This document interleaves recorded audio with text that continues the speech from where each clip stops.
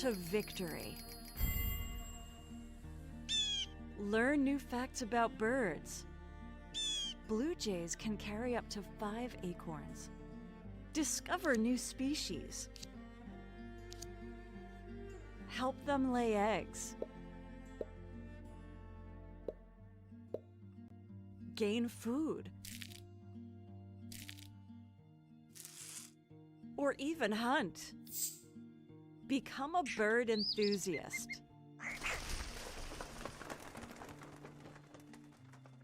Wingspan, a relaxing strategy game.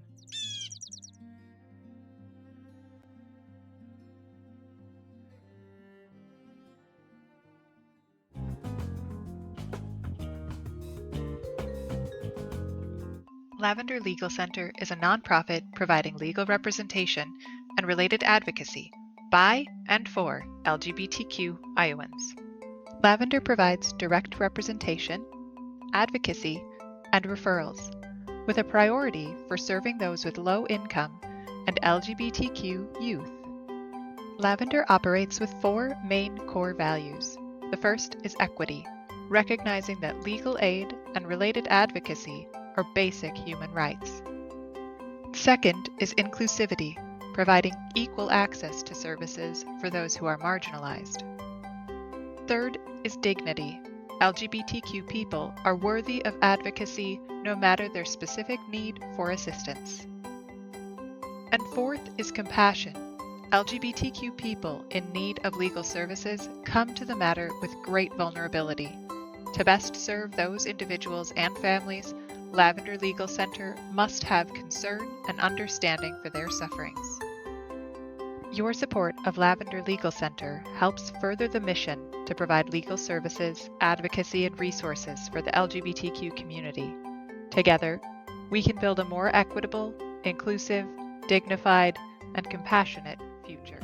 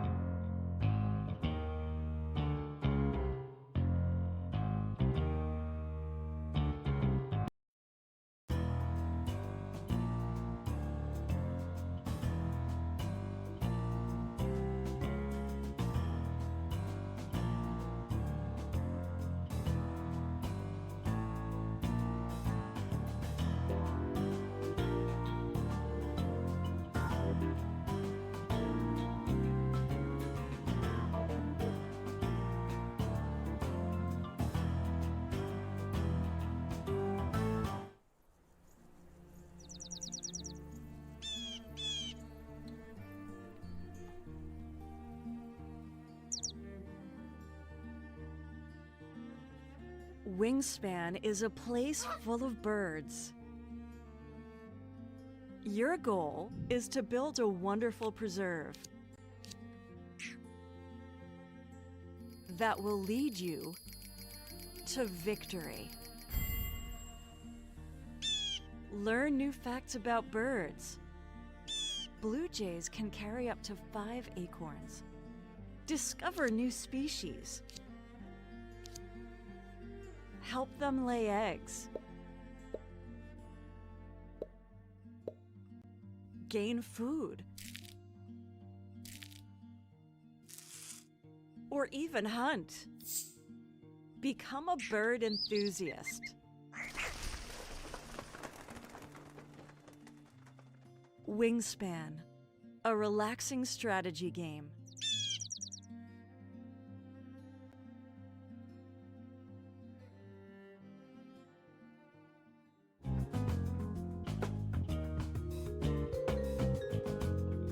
Lavender Legal Center is a nonprofit providing legal representation.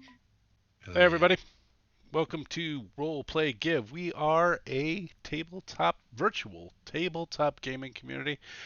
We play a whole bunch of games tonight. We are playing 5e. I guess by whole bunch, I mean right now we play 5e and we play S for Genesis, which is a 5e variant. So I wouldn't whole bunch is maybe. All right. That didn't sound like an Ed purchase. I don't know if we've gone live yet. Well, we should have done. We're still on. I I'm see still it. getting Oh, I'm commercials. getting that. Well, I'm getting Twitch ads, but Yeah, we're still getting Twitch ads because the Eds one bit just showed on the There we go. Twitch thingy. Well, I heard it, and I mean we have about a 2 minute delay is what it looks like right now. So sweet, 2 minute delay going on right now.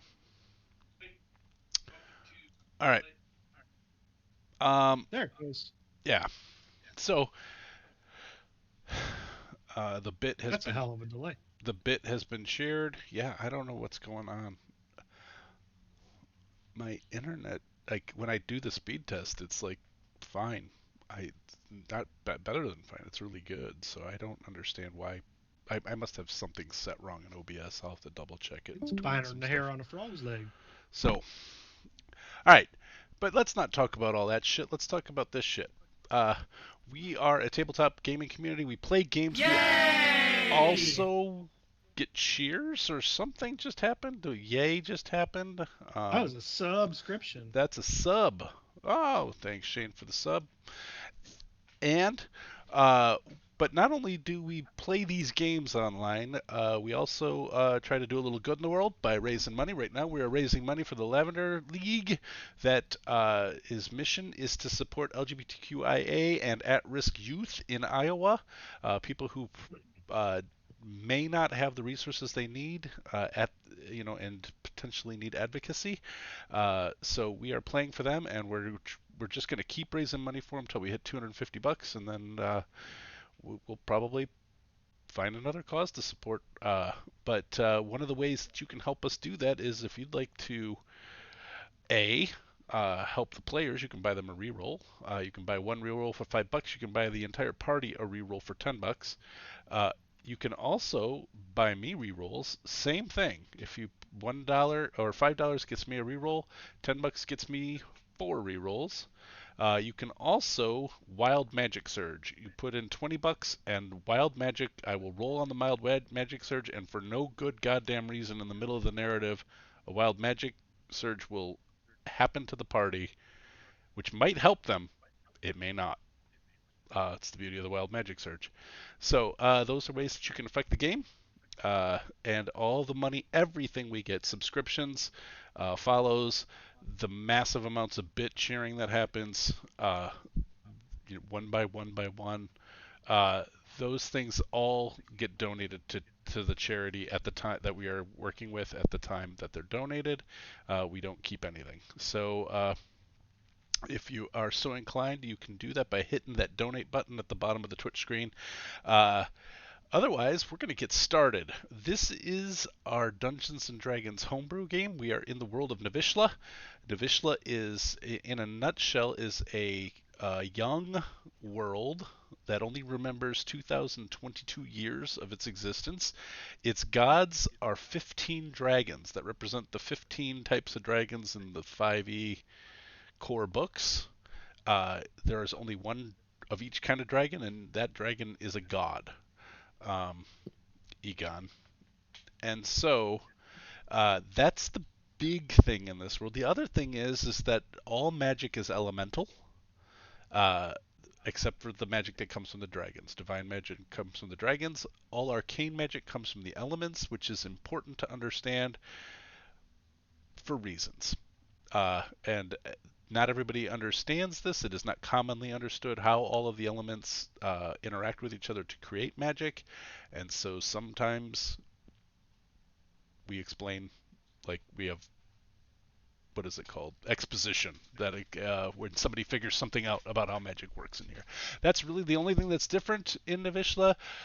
It is predominantly populated by humans, halflings, elves, dwarves, and orcs, but every other type of anything that you can dream of in a Dungeons and Dragons book could exist. They will just be very small populations, and in fact, we have a homebrewed species in our game right now of the Whiskerkin. So, and in fact, there's been some reskinning stuff too. Their Genasi don't exist. They're called Mangine, and they actually have an origin in the elements, and there's little bits of their stories that come out as they as they appear on Navyshla.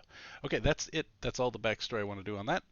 Where we're picking up with our players, I think I'm gonna do what Ed did yesterday, and I'm gonna. And just for the record, we are not going to take money that we've raised and buy a Super Bowl ad with it. We will actually use it for good rather than vanity. I don't. We can wash our own damn feet. The great thing is that with raising it through Twitch, it goes straight to them anyway. We don't even see it. We don't even touch it. However, subscription money and bits and any follow stuff that comes from that does get a check cut over to me, and we just send it right on. And in fact, I think we are just now becoming eligible for our first check. Ooh.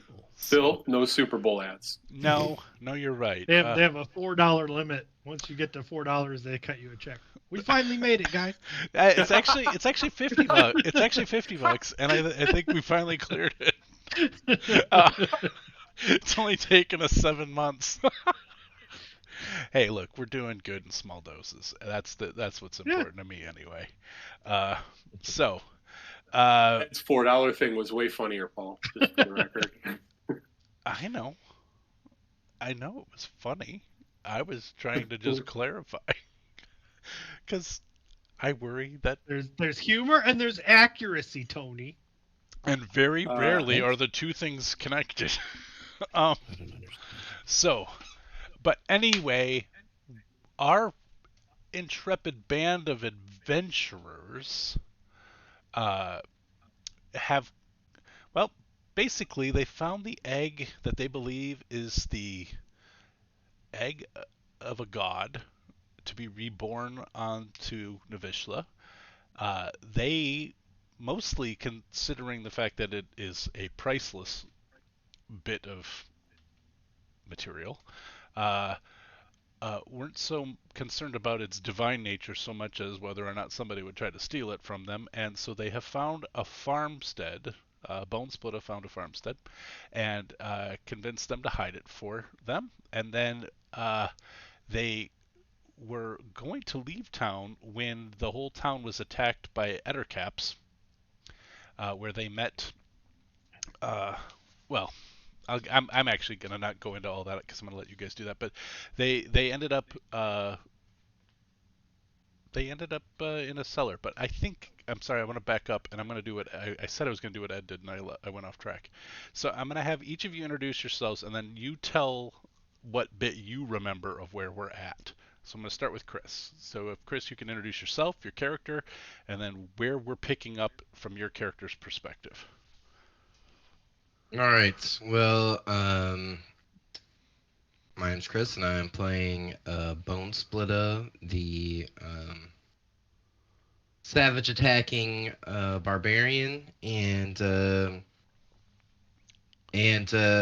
I saved some people in a farm from some of these spider pricks, and they're holding my egg, and I found out that this cult is like summoning them or working with the spider dudes from the north, and so I came here to just start kicking in the door and start killing people. But then I realized that there was innocent people in here, and so we're ready to just blow the place up, though. Yeah, that's what I remember. Okay. So in here to kick some ass because of the damage done to the town. Ed, can you introduce yourself, your character, and where you recall us being? I'm Ed. I am Scenario Vulpus in the chat, and I'm playing Ben Umbrius. Ben is a human-looking individual who has been talked into coming in here and is entertained by these pretenders at the Shadow Magic and their laughable grasp of the shadows. I'm entertained also by the idea of burning the whole place down. I think that could be fun. I liked. I did last time. Ben let the group see his little shadow minion for the first time, so you all know about Obi. That's right. And we got Obi on the board, right? Yep. Cool. Short for obfuscate. Awesome. All right. When you said "and," I thought you were going to say, and Ben also likes taking long walks on the beach and playing love songs on the guitar. I have never seen the beach. Nah, this is a shame. Tony. I'm Oh, Lakeshore, I suppose. Lakeshore. That's not the same. I mean, I guess it's water hitting land, but Ben's origins are a mystery, and he's not been told to everyone, so that's as much as I'm going to say. sounds good. Tony. Dashingly Oh, handsome, human-looking guy. sorry. All right, Tony. If you could introduce yourself, your character, and where you remember us leaving off. My character's name is Ulfer, and Ulfer is a shifter. He is of the Wolf Clan, and he is somewhat concerned about the path that we're on, but not really sure what to do about that. And I have realized after some introspection that fits his character more than I realized. And he is very concerned about the fellow that is now dead in front of him. Well, not really. He doesn't know that he's dead, but he certainly isn't moving around with us anymore. But he's in this with his new friends, and he also doesn't want to let them down. So things are weird for Ulfred these days. Got it. All right, and last but not least, our newest member, Shane. Name is Shane. I am playing Quillen Capernon, though folks tend to call him Quill. He is a Whiskerkin, which is not a lycanthrope, but an actual a rat person who lives underground, and they have sustained themselves there in secrecy for as long as can be remembered, harvesting a magically created food source, and that food source has been endangered, and that's important because he's out in the world seeking answers to that.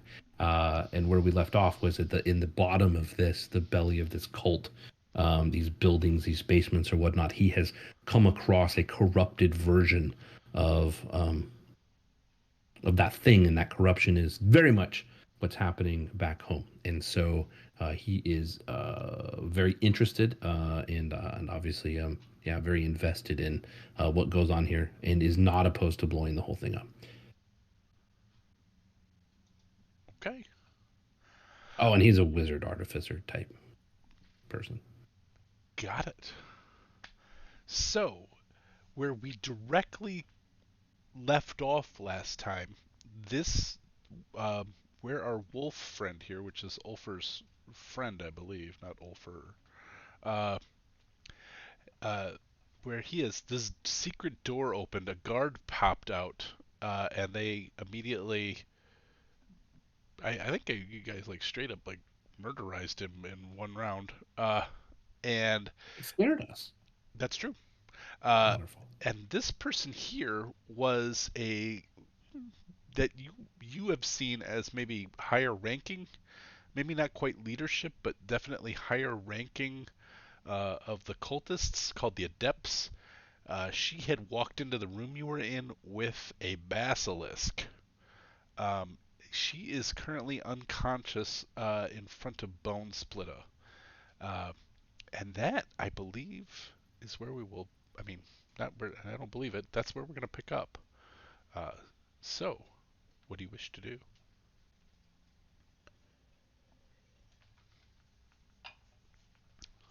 I mean, if you're not going to believe it, I'm not sure we should believe it either. So I'm confused. Ah, no, I'm 100% that that's what occurred. Okay, cool. Perfect. Well, I have a favor to ask.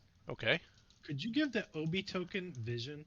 I will do so right now. It also has 120 feet of dark vision. Got it. Vision.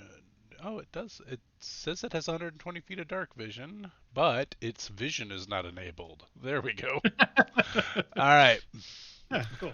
All right. It's the little things. It's the Yeah. little things. All right. So, Oh, look, you guys, you killed another one. I didn't see that one there. as a reminder, from the west is wafting the smell of decay, death, rotting flesh. We should go east. Is there a door to the east? We should actually. We have found a number of secret doors down here. We should probably, like, literally be checking every 5 feet.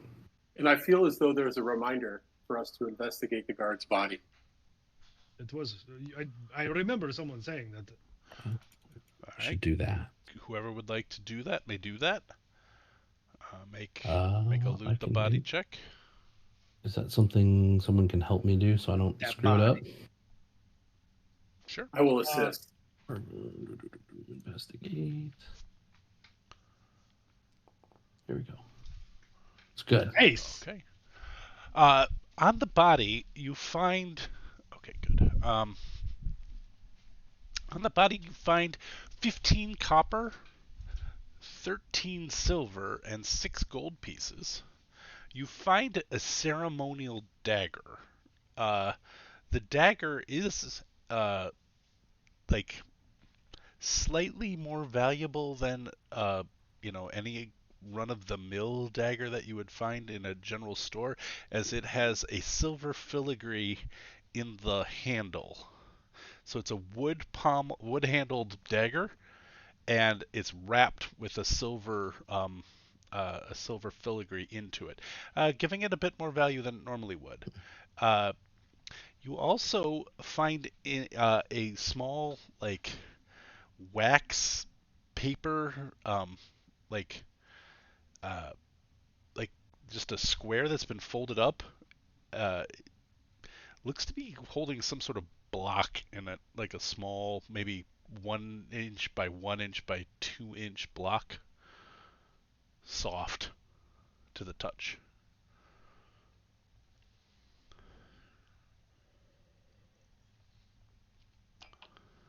Probably some of that beat.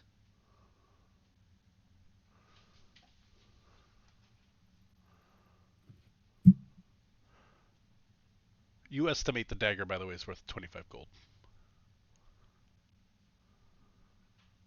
Well, I will take the things. I'll let everyone know what I found. I'm not trying to hide any of it. Okay.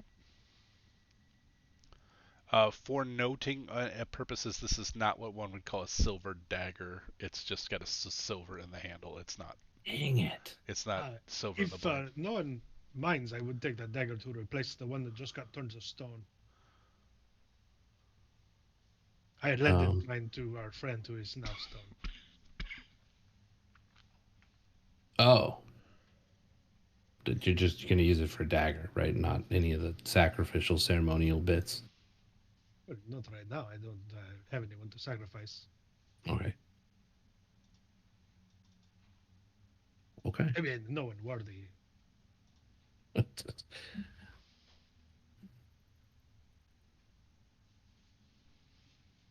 You have Devil's Sight, right? Yep. Okay.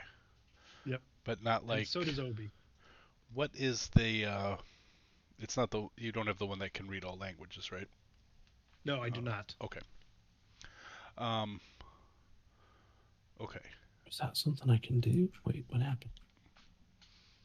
So, you can take that dagger. Like I said, if you wanted to sell it, just be aware it's worth around 25 gold, just for the silver filigree work. Very pretty. It's a thin type stiletto type dagger.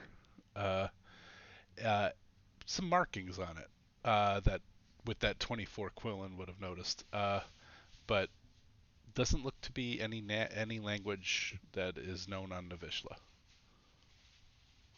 Interesting. I could potentially comprehend languages on that, And y'all. it's not ancient primordial. It Potential. Well, I mean, is I could use a spell ancient slot, or I could do the 10-minute thing. primordial. What'd you say? It is ancient primordial.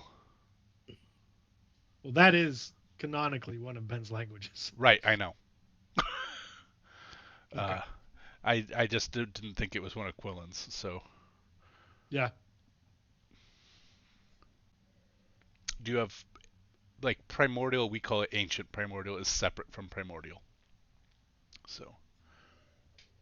Well, and technically, languages on my sheet, I just had primordial. We've just Right. had times Yeah. in the past where we've said Ben was speaking ancient primordial. I feel like your use of canonically is the right use of the word. Like, that's correct. Yeah. That we have said that before, and it is a different dialect of primordial. So. I wish they only use it to try to scare people. And Quillen would have noticed this, so I would retcon this. If Quillen wants to have like held onto it to cast comprehend languages, I would ritually. I don't want to say that he would have handed it over and then say hand it back. If you wanted to. No. He would. I mean, he wouldn't.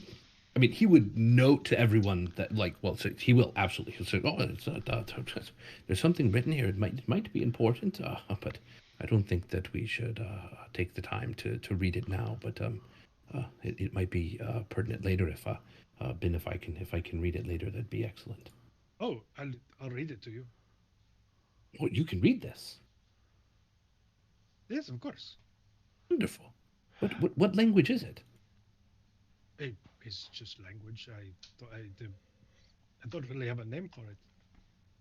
Ah, Just language is that's very interesting. the mother tongue, I suppose. Mother tongue. Was it the tongue spoken by your mother? In a way. Very fascinating. What does it say? What does it say? I'm typing it in there. For some reason, I had It's Bone like- Splitter highlighted. Oh, Bone Splitter can read it too.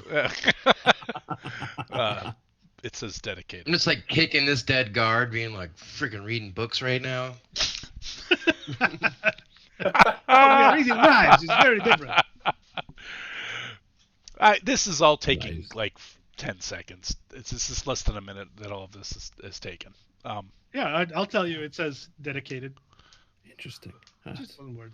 Oh, some kind of rank or something then, huh? Perhaps she was dedicated to whatever they think they are following. No, I think one of their ranks is dedicated. I think. Well, it could be.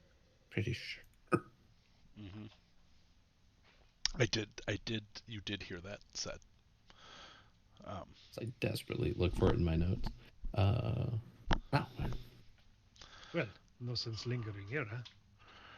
All right. And Paul, though the other item, there was the dagger, and there was one other item that There was was like a stood out. block that is 1 inch by 1 inch by 2 inches.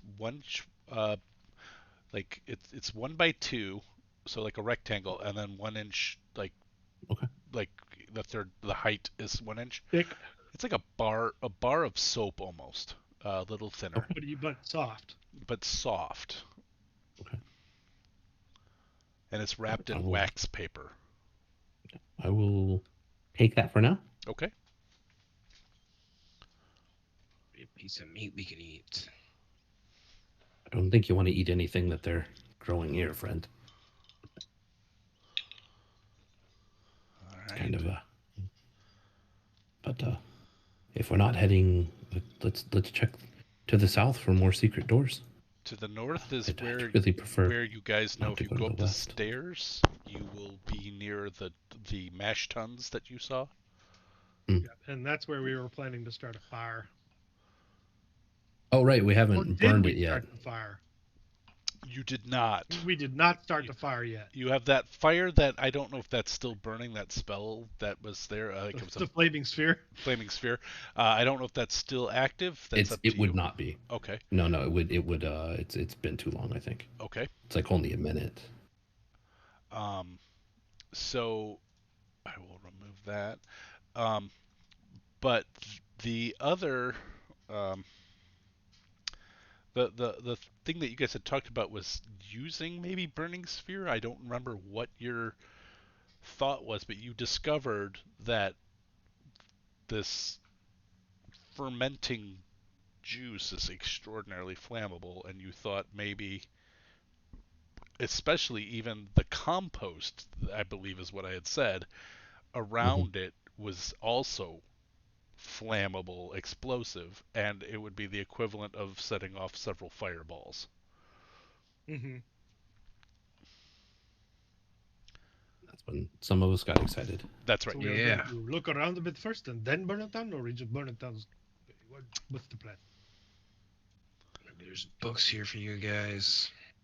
I haven't seen any books.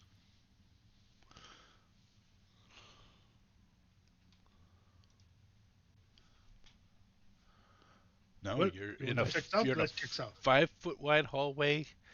You know that there's a way to go to the west. It smells foul. You know you can continue on south, where it ends in a dead end.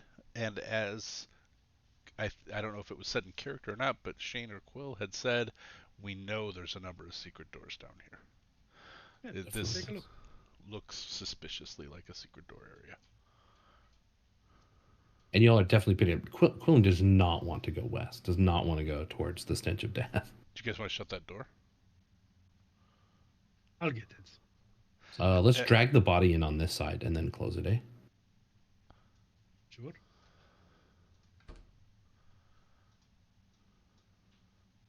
How long does your wolf friend stay, Ulfer? When you summon a wolf? No wolf. Wolf. Hold on. Your Look at spirit spell. He's in the spell book.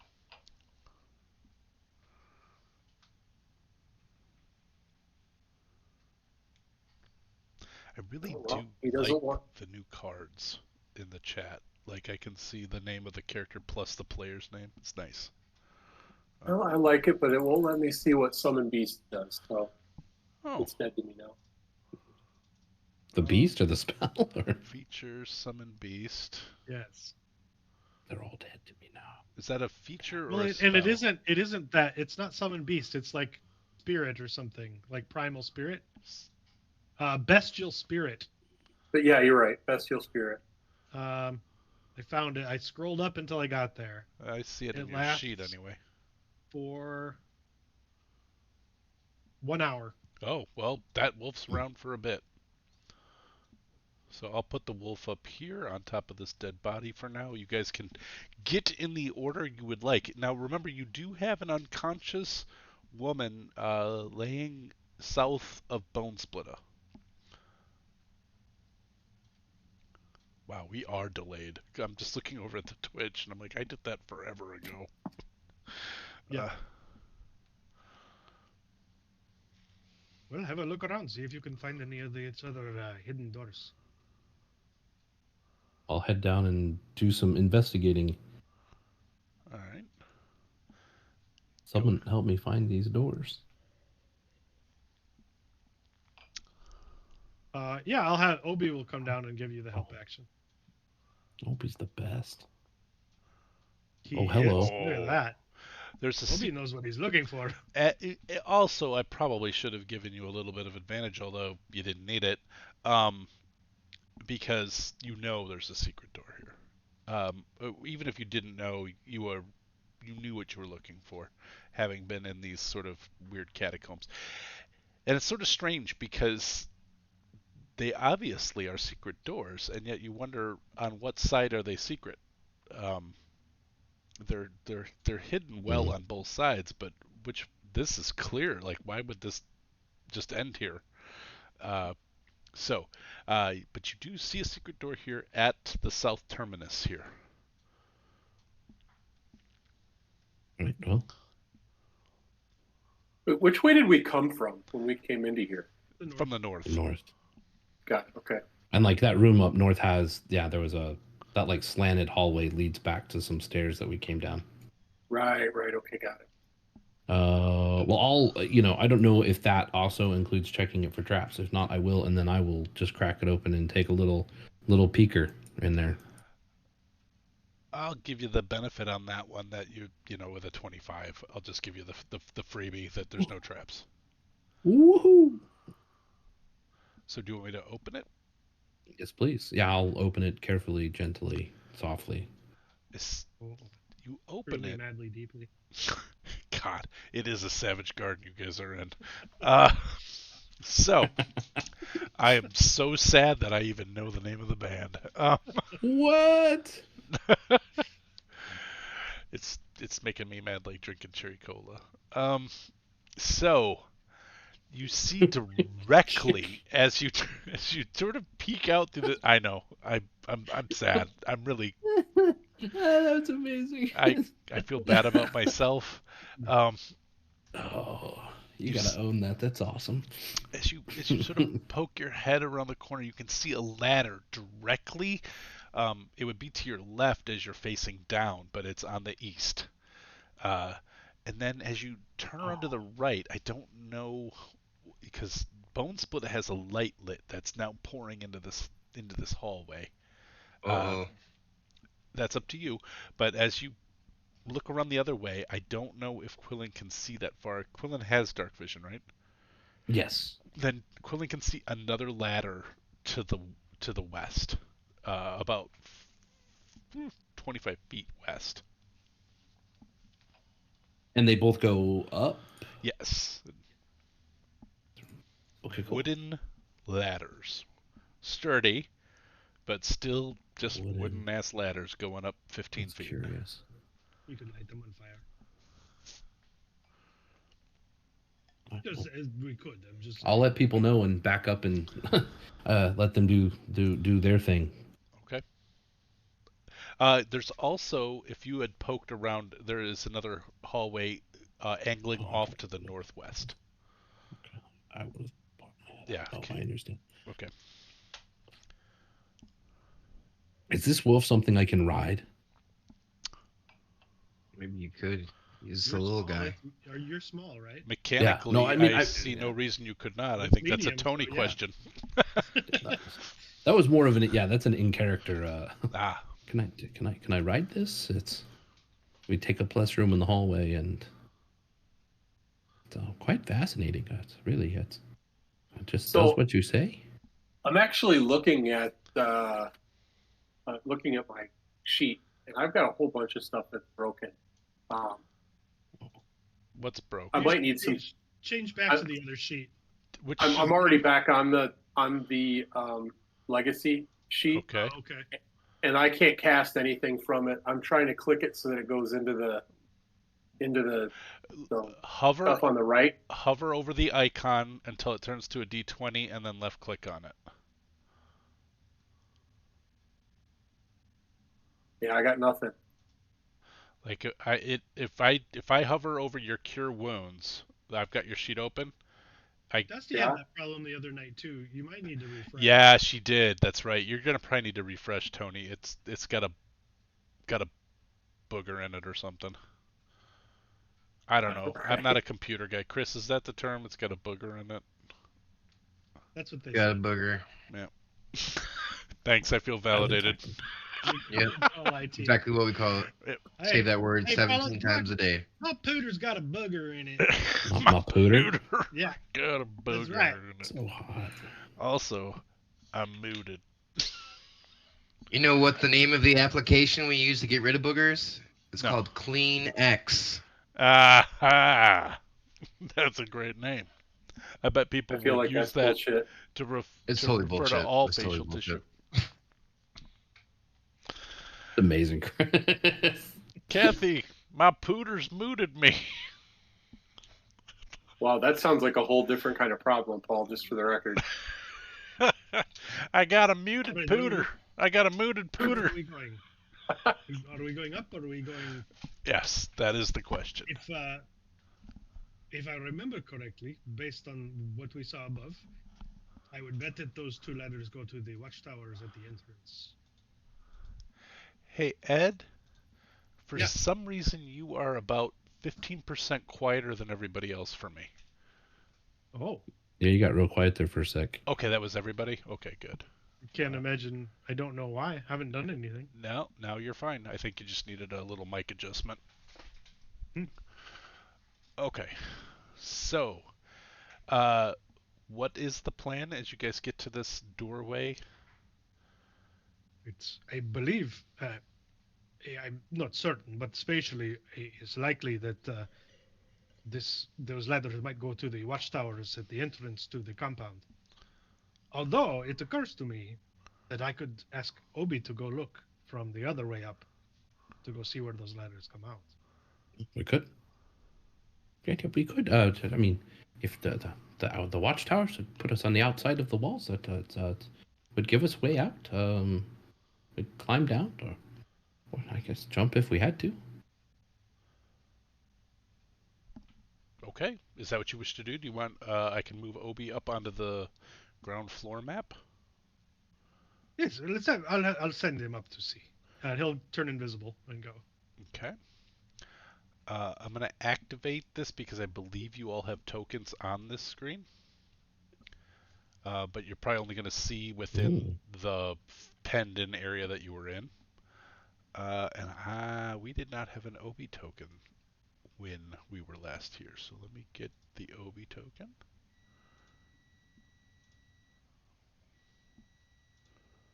I know I made one. Where did it go? It's on the other map. I know. Can I like drag it out? Yeah, I can copy it up there. It's probably the easiest way for me to do it is to just copy and paste it.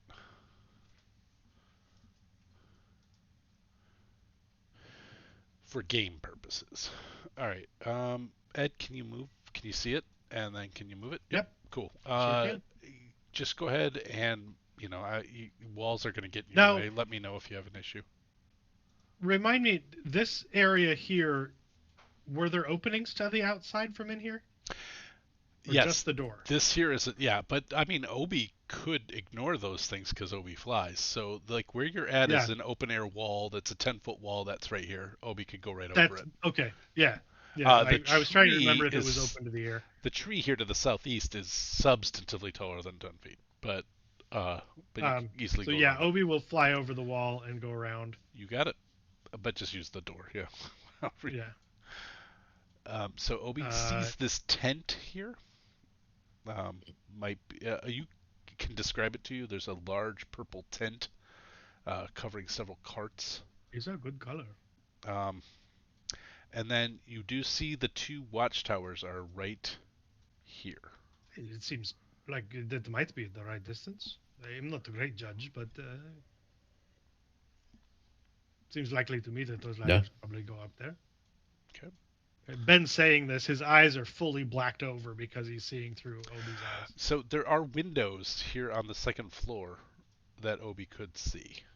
So Obi, So you all see Ben's eyes go fully black and like shadowy tendrils sort of float out of them a little bit as he does this. Obi can't, the way the grid's lined up, can't, but totally could in real life see that there are two guards on the second floor tower, the second floor of it, and then can see that there are also two guards on the second. No, wait, I'm sorry. This is the ground floor. This is the ground floor. Looking in the ground floor windows, you can see two guards, and that there is on the first floor, and that there's a hatch here.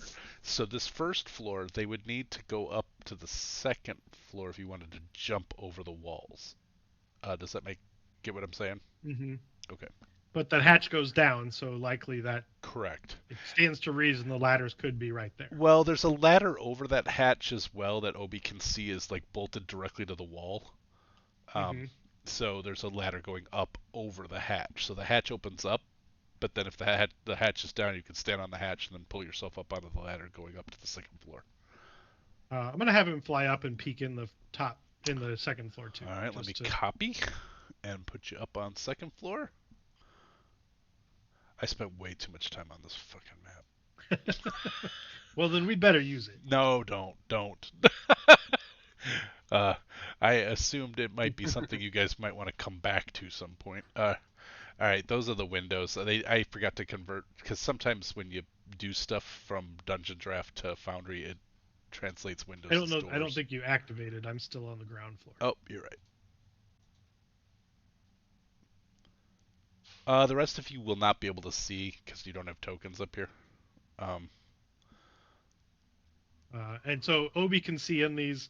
I'm not seeing anybody. Is that accurate? Currently, there is nobody on the second floor. There looks like they're having tea. Okay. Then It is very Ben's late at gonna night. blink. Ben's gonna blink his eyes back to normal. Shadows recede a bit. Obi's gonna head back Okay.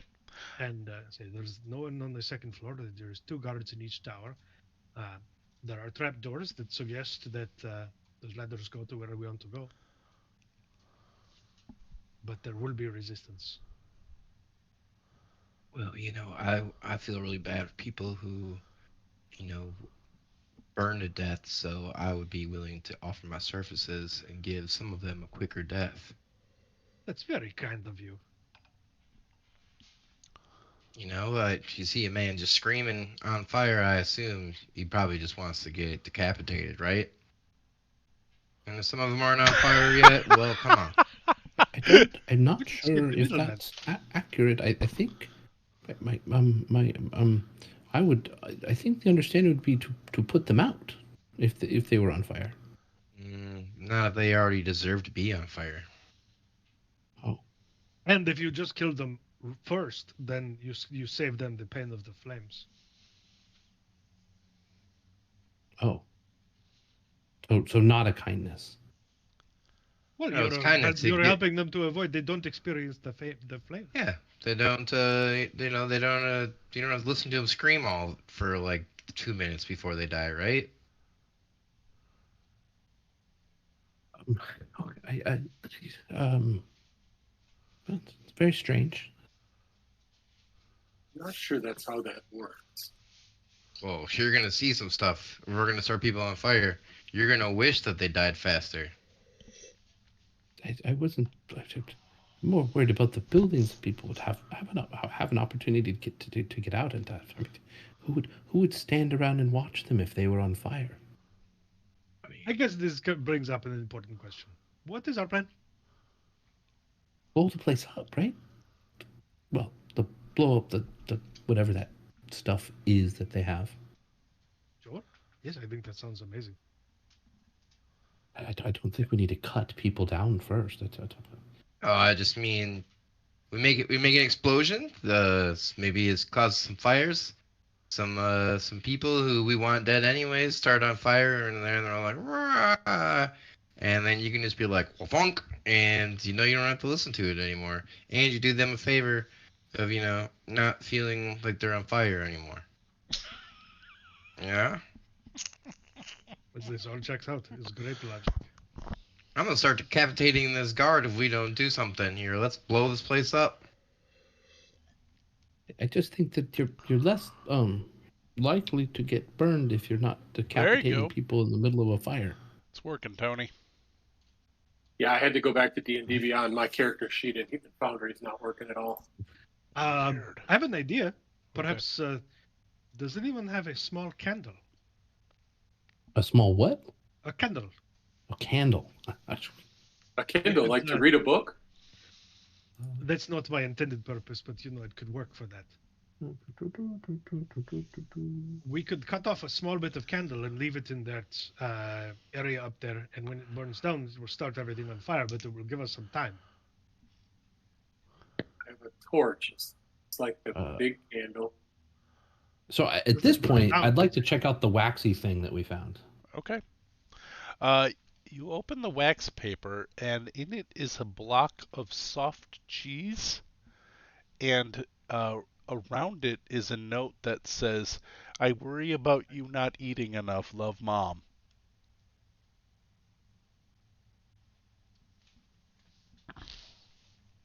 It smells like good cheese. Is it signed? It just says Mom.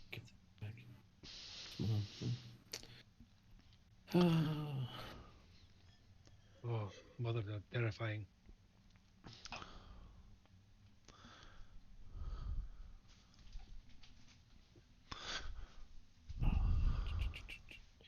Well, Eat that cheese. I will. We have a thing for cheese. It's not really. I don't even think I've ever had cheese being a dairy product. We don't. Yeah, probably you don't. I personally love cheese, and so that was the first thing that I thought as a care package. I from love Mom. cheese too. Do I think that I could create a candle-esque device from this wax paper? Yeah. Well, alchemically, I mean, if you want to take 10 Yeah. minutes, you could probably come up with something. With doesn't the alchemist have like you can craft a little device that does stuff? I have magical tinkering. I mean, Yeah. but that like sheds light or recorded Oh. message, emits an odor, Okay. static visual I effect. bet you It could doesn't- make something like that Yeah. did like a Zippo. Yeah. But I also have. I mean, I also have like an alchemy kit on me. I would have no problem with between your alchemical kit and your artificer like magical tinkering, you coming up with a small, like using the wax paper as a wick and tinkering up something that's like might move around a little bit, but like actually is.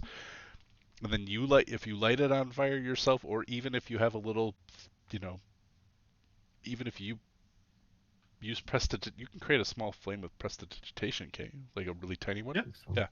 So prestidigitation can light a candle or a bonfire. And so something akin to that would be fine. I have no problem with that. I'm gonna reach over to this Whiskerkin that doesn't like cheese, and I'm gonna jam my finger in the cheese and be like, "You gonna eat that?" No, I don't even know what this is. I mean, it smelled delicious, but by all means, take it. You eat it. I just look at the wolf and be like, "Dogs can't have cheese." Though they Consume the totally cheese. can. Yeah, I know. Dog. Yeah. My dog. The cheese tax. Yeah. The cheese my dog tax, does you not. bet. But all right, yeah, you eat a lovely bit of brie. Yeah. Oh yeah. All right. All right, so we're lighting I'm gonna something give you on the fire. note with it. Yeah, let's set it up. And honestly, Obi could probably stick around and light it, just to make sure it gets lit. Yeah. I'm sure he doesn't have a mechanism for making fire, but Oh, I thought he could just. I don't have a lot of I experience I, with I things feel like like that. you could like. Do you have prestidigitation? Does Quillen have that? I don't actually, Oh, but I do okay. have a flint. And, Okay. a- I am gonna say you can rig it. Well, let's do a roll for that. I'm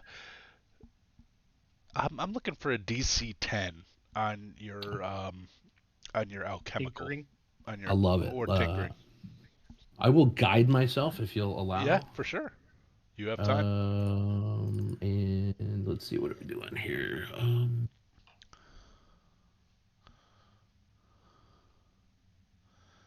Because I mean, it could fail, and then you guys have like a torched up Right. thing here, so that might be interesting. But if it works, So I'm gonna just roll. I'm gonna just roll an Arcana here because it's. Oh, ink have we with, moved? Have we moved up to those stairs? Yeah, are you guys all up in with the statue of your former tag along?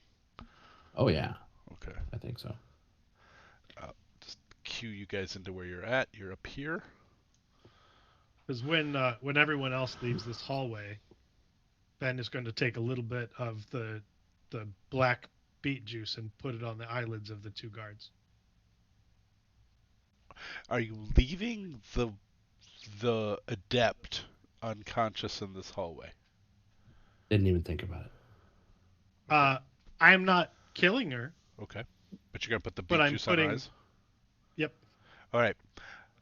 Wait until does everybody else go up to the main room and leave Ben alone to do that?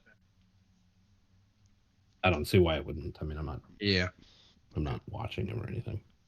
Ulfer, are you? And Ben's not like being weird about it, but he is sort of lingering until people have walked past, and then he's going to do that.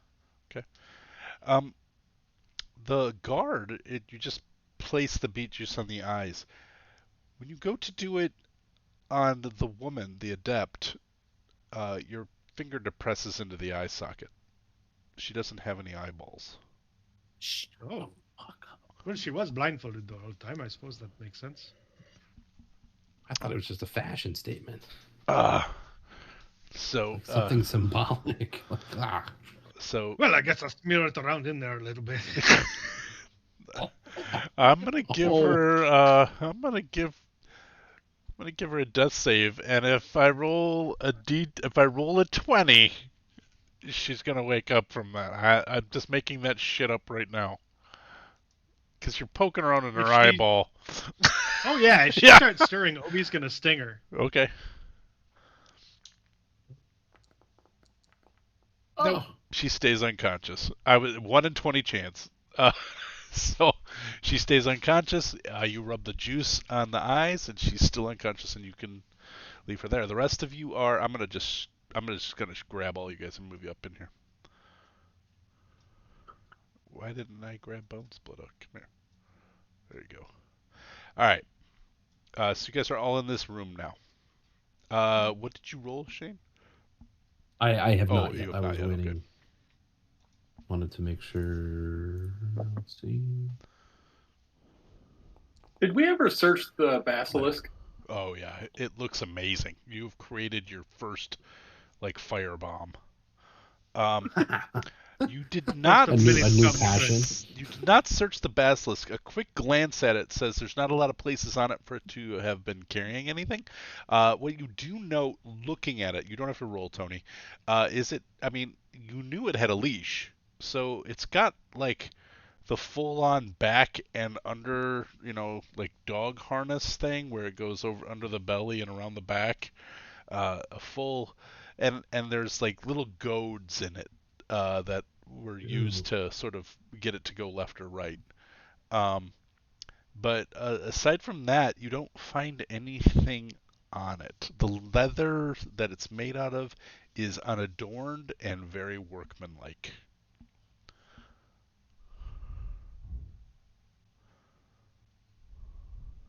I may take that. Okay. You're going to use that later, are you? I may. All right. I'd like to see that.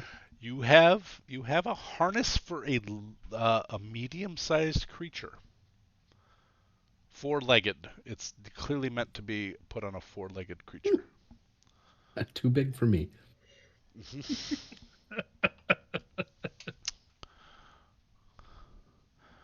Well, I guess you'll need to find a way to take it in. Yeah, there's actually even nothing like a lot of the things you've seen here have been like adorned or marked or given like special like it's almost like branding in a way, but this is just untreated brown leather. Like so much so that it stands out? A little bit. Okay.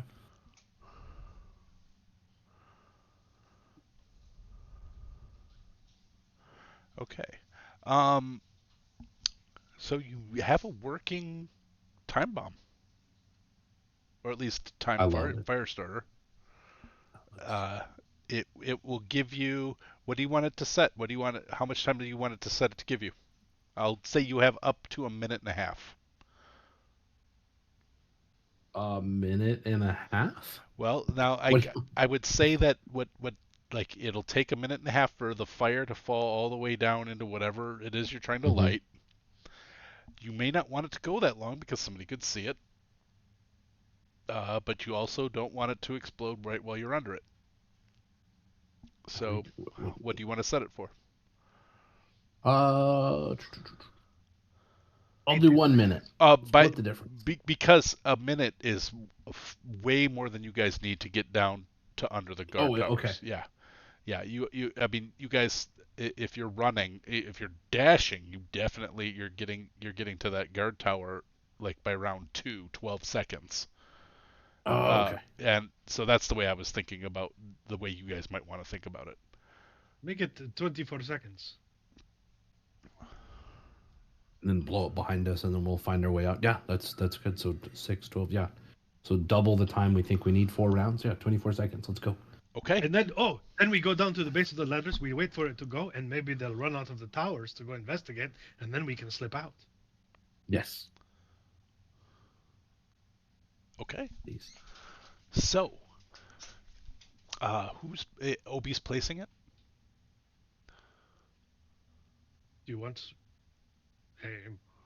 it's pretty well covered. I think anybody could do it. But Yeah. if you want Obi to do it, I'm going to say you guys set it for 30 minutes. You have 6 seconds to get it set, and then you have 24 seconds to run. Because I think that's what you intend. Yeah. I don't want to trick I mean, you by what's in my head. My lizard brain goes, oh yeah, it takes 6 minutes to set it, 6 seconds to set it up, and then so. If I think Obi can do it as well as I can, I'm happy to let Obi do it. I think because you've made it to be pretty if he foolproof. gets caught in 8 fireballs, it's not nearly as bad as if I get caught in 8 fireballs. right? Obi doesn't mind. 20. He'll come back. With your 24, Shane, I'm going to say you can be fairly confident that it's a set it and forget it Ron Popeil special. This is let's go. You hit the button and it goes. So okay. Right. Well, Obi's going to put it up there. I'm gonna call that my black cat. Do you have like a picture in your head, Shane, for what this thing looks like? I have one in my head, but I wanna hear what you got. Well, I think I've used I've taken some of the stuff that is like explosive, and used it within the wax paper, and then I think I fashioned a device. I was working on a little something.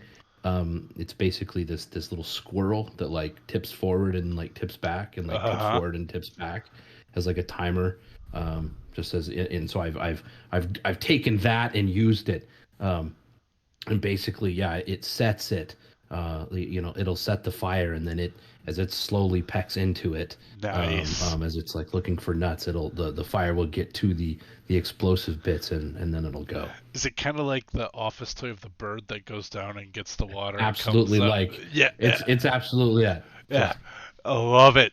All right, so Obi sets that up, and as soon as he comes down, you're like, you have 24 seconds. So I'm just gonna say Obi's not even coming down. He'll fly and meet us by the guard towers. Got it.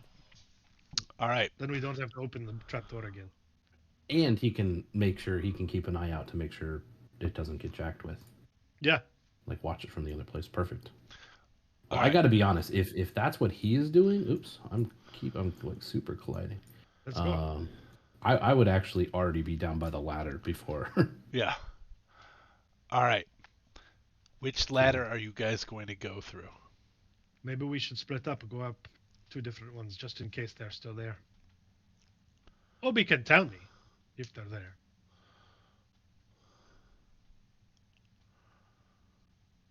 I'll go through the one behind Bone Splitter. All right. The way I am understanding what I just heard, nice. We'll take the other. Is that Shane the Quill had before Obi even went up the stairs, was already making his way down the hallway. Yeah. So if Ben was waiting until, I'm just trying to get a timer here. Ben's waiting. Yeah. Waiting until, so now this whole bit here, I'm assuming you have 30 feet of movement. Mm-hmm.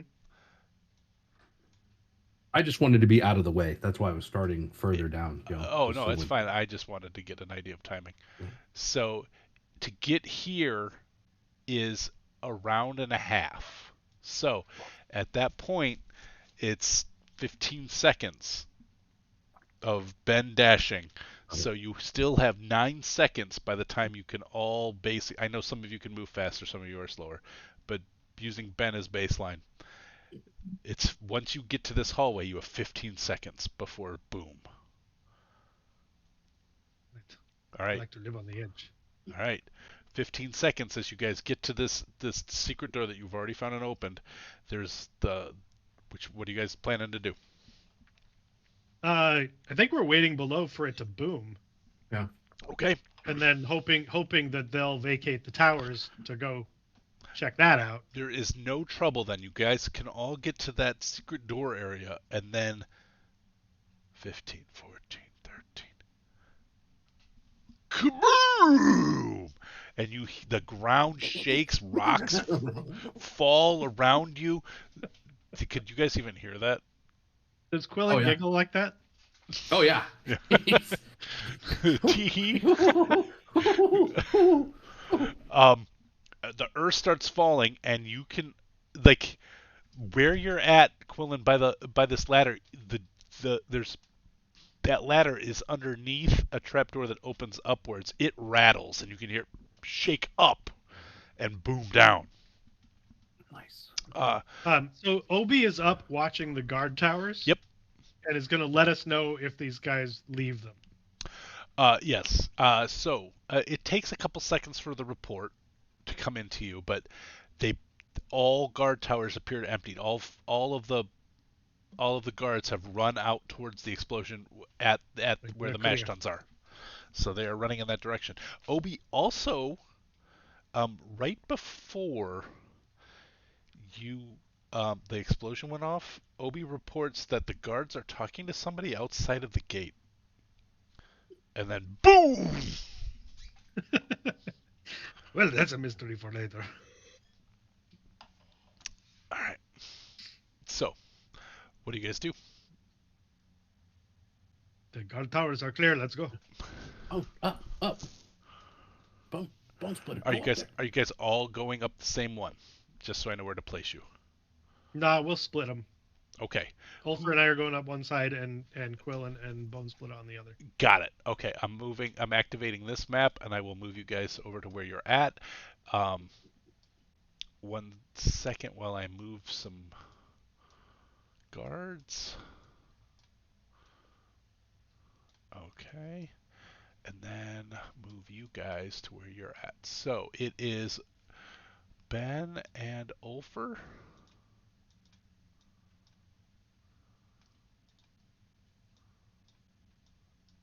Do you guys have preferences, east or west? No. Okay. I'm going to put Ulfer and Ben in the west tower. And I will put Quill and Bone Splitter in the east tower. So you guys creep up into your individual towers. Can you guys see where you're at? Yes. I think I don't messed see up Ben. Ben. I messed up Ben. Oh, I see him. I got it. Okay. Oh, there's walls. I can't. Yeah, I was gonna say there are way too many walls for you to move. All right. You should be moving there now, and good to go. Hey, I All don't right. see the wolf. I Oh. don't know if that matters. I'm gonna say it takes some doing getting the wolf up this ladder, but you guys do it. Let me grab the wolf. If a centaur can climb a ladder. I know. I have as there's some things that I know rules as written they say, and I'm just sort of like there's mechanics and there's straining my credulity. So, all right. The wolf is up with you. Ulfer's also strong. He could carry the wolf. That's true. Or pull him up. Yep. Okay. I imagine actually a wolf could climb a slanted ladder. All right. Now, to describe where you're at, you guys, the north or the south facing walls, you see nothing. There are no windows, no doors, no nothing. It's just a flat wall. There is a door exiting directly to the east, and you can see that goes to the main gates, which are currently closed. You do hear a person going, "Holy shit! Holy shit! Holy shit!" And you can hear flames to the north. The holy shit's coming from the south. Well, I think we slip right out that gate and say hello to whoever's there. That's just. I'm not there to say it's a great idea, but it's a great idea. What do you think, Arthur? We should just let ourselves out? I'll follow you. I'm following you, Bone. This no longer has anything to offer us. All right. I'm gonna kick this door off its hinges. I don't have a horse. Just open it. I would have thought I had a horse ready to go, but I don't. All right, where's my D&D Beyond content? I'm sure horse is in here. There we go.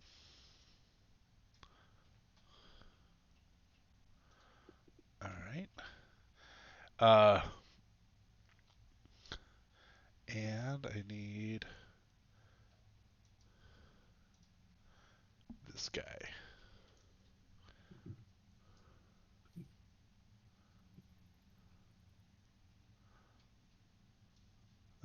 I hate that. All right. whatever. Commoner. Why is commoner not a thing I can just grab? I used to be able to grab commoners. Okay. When you're famous, they expect it. Oh my God, that was good and quick. Jeez. Wow. Oh man. I mean, I'm like seriously impressed with how quick that was. And grossed out at the same time. It's Yeah, weird. I mean, I am grossed out, but I'm not grossed out with Chris. I'm grossed out with the person who originally said it. Yes. Douche-waffle. Yeah, what a fuck nut. Anyway, all right. So I pulled. This is what you guys see, and you guys all have exited. So behind you, everything is really well lit, and by well lit, I mean El Fuego. And not everything. There is like this entire area here. I wonder if I can. Well, it doesn't matter. I'm just gonna draw a square. This area here. Oh gosh. It won't let me draw like that. Why won't it let me draw like that?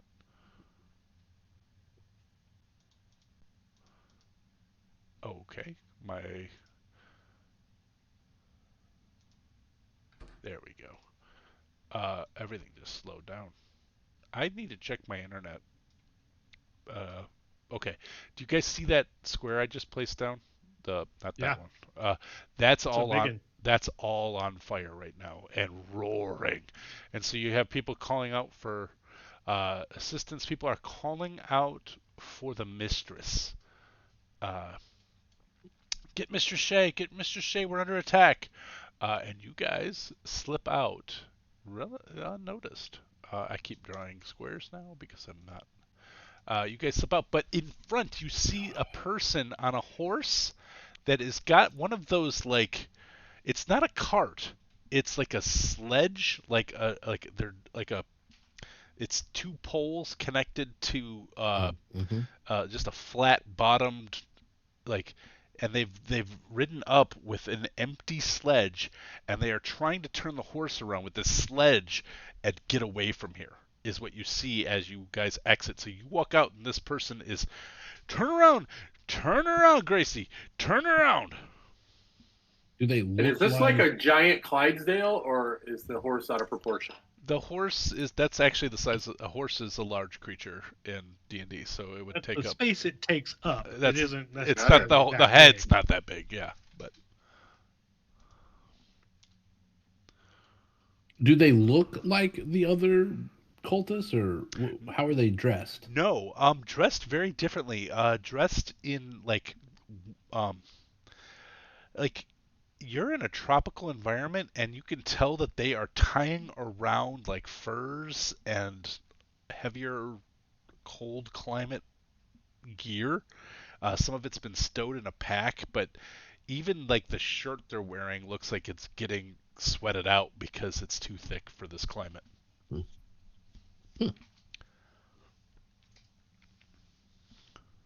Hey, Bone, we should go with them. Go with them Yeah. and just like kill this mistress. Hey, I'm really intrigued about this whole mistress thing. Like, just like go get him and like put him in a headlock and drag him over here. I meant just follow them, but we could stay and see what this mistress has to offer. At least see who it is. Okay. Are you guys gonna stay in the compound and hide, or Can we hide in the gates? Like you I think can? we can step outside. Or we could go upstairs. There was no one upstairs. there was no windows or anything in those guard There- towers, so there there was no were. like. There were on the Oh. There are second floor. windows facing inside, though. Yep. Not Oh, but outside. okay, not that one. Oh shit.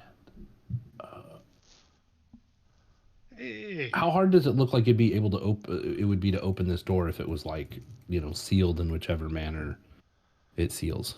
It is basically wooden. Like this is an old rich person's estate that has been walled up recently, and everything looks like they're just now getting around to fortifications.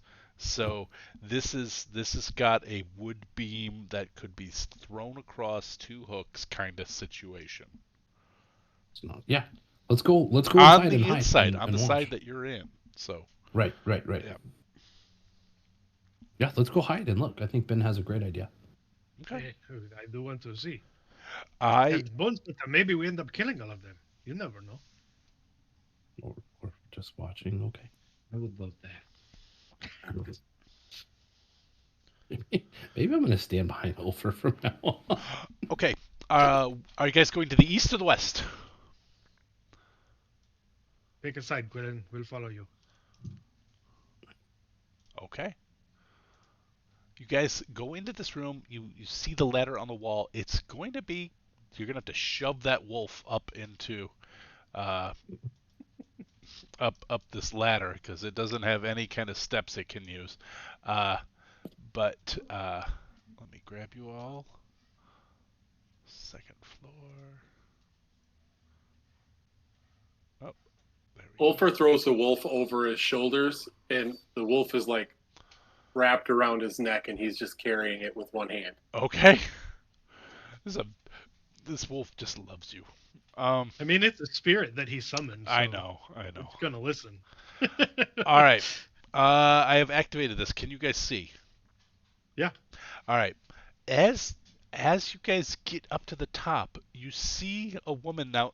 I believe that Ulfer and Ben have seen this woman before. She's In the bar. in the bar. What? She is an imperious woman. I think I even have a picture for you guys. Let's see. All players, White Abbey, the Cenobi. Oh, did you guys ever see? Did I ever show you this? Uh, this was sort of the picture of the Cenobi inspiration. So this is kind of what it looks like from the outside. That's Uh, cool. and that's the shrine that Bone Splitter went to. And this is what the farm looked like. Okay, I felt like I had a picture of um Shay. Anique Shea for you guys to look at. But I apparently did not. So uh I will just pull her token on and we'll just zoom in really far. So where is she? Wait, Abby. Okay. So this woman walks out and she is surrounded by adepts and guards. And Garrett. And Goddard's? Yeah. Uh, and she stops when she gets to the front and she says, "Make sure that fool doesn't leave."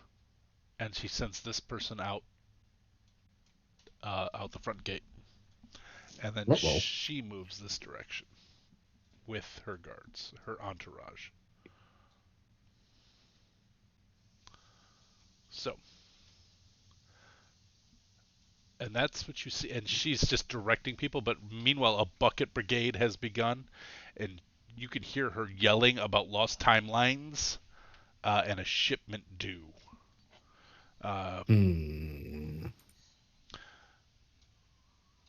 She says, "This was supposed to get to Hazelshade," and that's I think actually where I want to call for a bio break if everybody's cool with that. Ah, Okay. So, you guys are in to set the stage. You guys are creeping up into the second tower. You are looking outside these windows.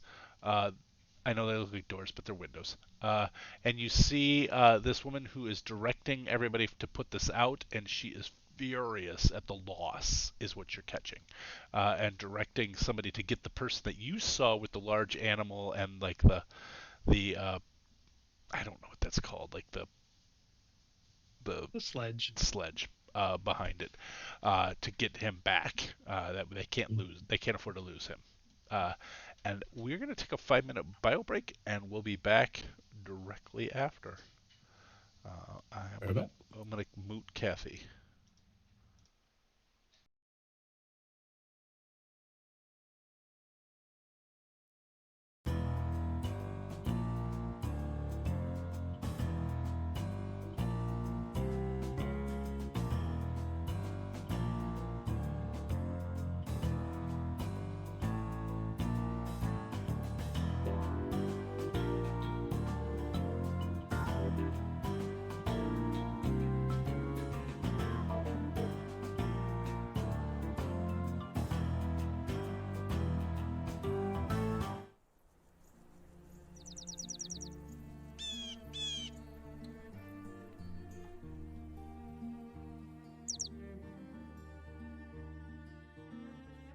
Wingspan is a place full of birds. Your goal is to build a wonderful preserve that will lead you to victory. Learn new facts about birds. Blue jays can carry up to 5 acorns. Discover new species. Help them lay eggs. Gain food. Or even hunt. Become a bird enthusiast.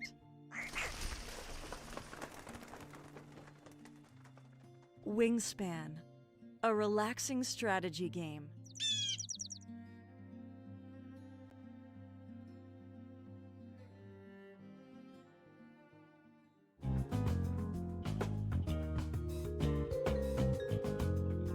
Lavender Legal Center is a nonprofit providing legal representation and related advocacy by and for LGBTQ Iowans. Lavender provides direct representation, advocacy, and referrals, with a priority for serving those with low income and LGBTQ youth. Lavender operates with 4 main core values. The first is equity, recognizing that legal aid and related advocacy are basic human rights. Second is inclusivity, providing equal access to services for those who are marginalized. Third is dignity. LGBTQ people are worthy of advocacy no matter their specific need for assistance. And fourth is compassion. LGBTQ people in need of legal services come to the matter with great vulnerability.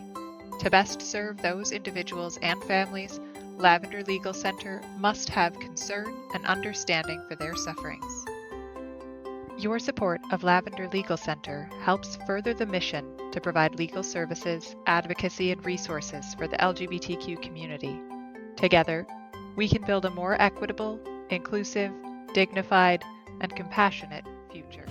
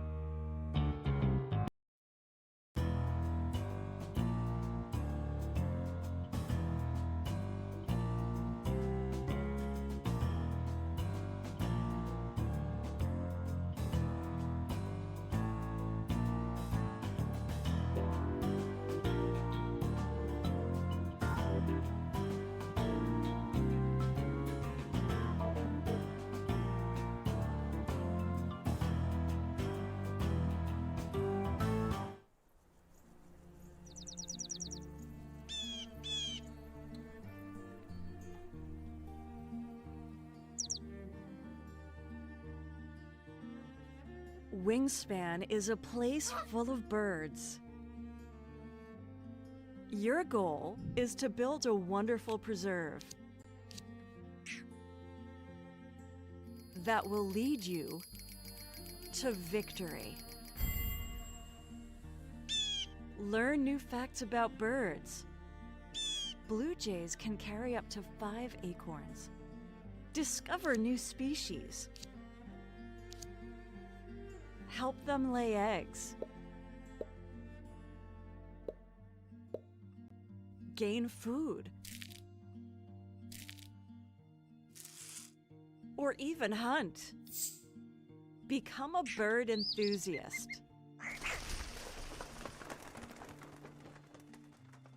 Wingspan, a relaxing strategy game.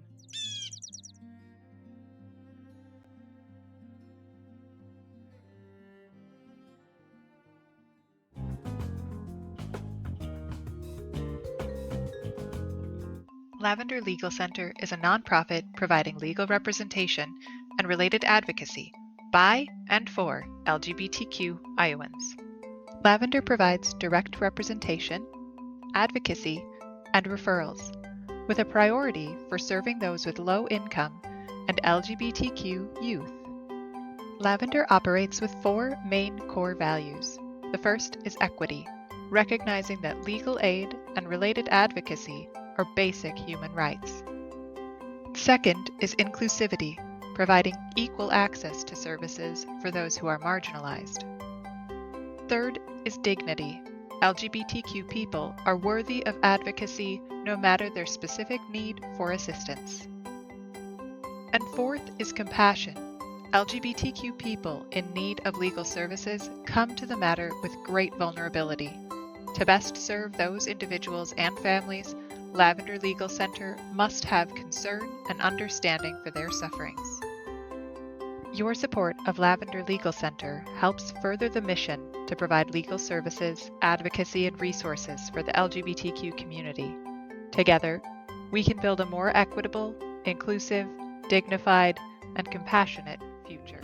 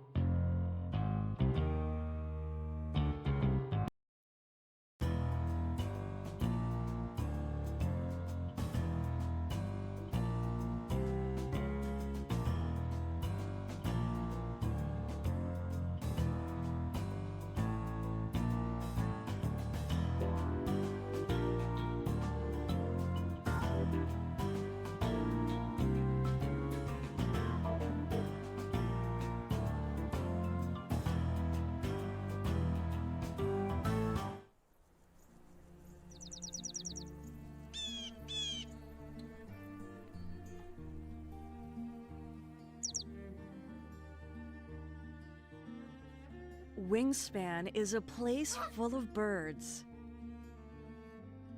Your goal is to build a wonderful preserve that will lead you to victory. Learn new facts about birds. Blue jays can carry up to 5 acorns. Discover new species. Help them lay eggs. Gain food. Or even hunt. Become a bird enthusiast.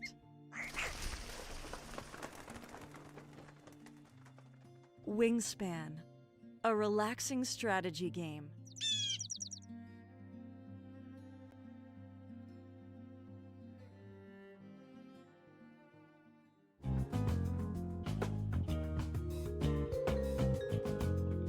Lavender Legal Center is a nonprofit providing legal representation and related advocacy by and for LGBTQ Iowans. Lavender provides direct representation, advocacy, and referrals, with a priority for serving those with low income and LGBTQ youth. Lavender operates with 4 main core values. The first is equity, recognizing that legal aid and related advocacy are basic human rights. Second is inclusivity, providing equal access to services for those who are marginalized. Third is dignity. LGBTQ people are worthy of advocacy no matter their specific need for assistance. And fourth is compassion. LGBTQ people in need of legal services come to the matter with great vulnerability. To best serve those individuals and families, Lavender Legal Center must have concern and understanding for their sufferings. Your support of Lavender Legal Center helps further the mission to provide legal services, advocacy, and resources for the LGBTQ community. Together, we can build a more equitable, inclusive, dignified, and compassionate future.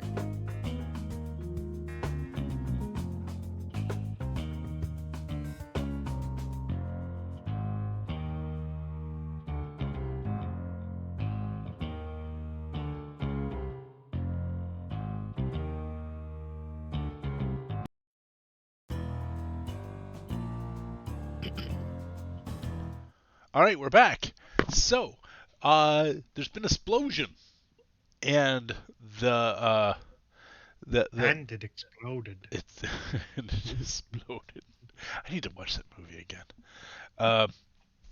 So the mash tuns here that the players had discovered the last session that were fermenting this magical fungal root that had been corrupted, they had discovered was flammable, and so they created a bomb and exploded these massive multi-hundred-gallon tons of this fluid.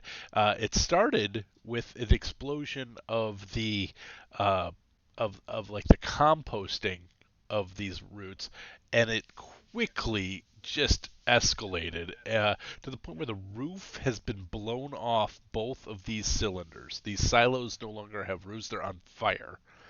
The brick is currently on fire. It is extraordinarily hot, and they are just bucket brigading trying to put this out. This tree is now on fire.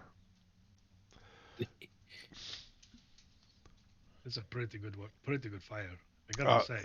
This Well done. this dude is dead. This dude is dead. Okay.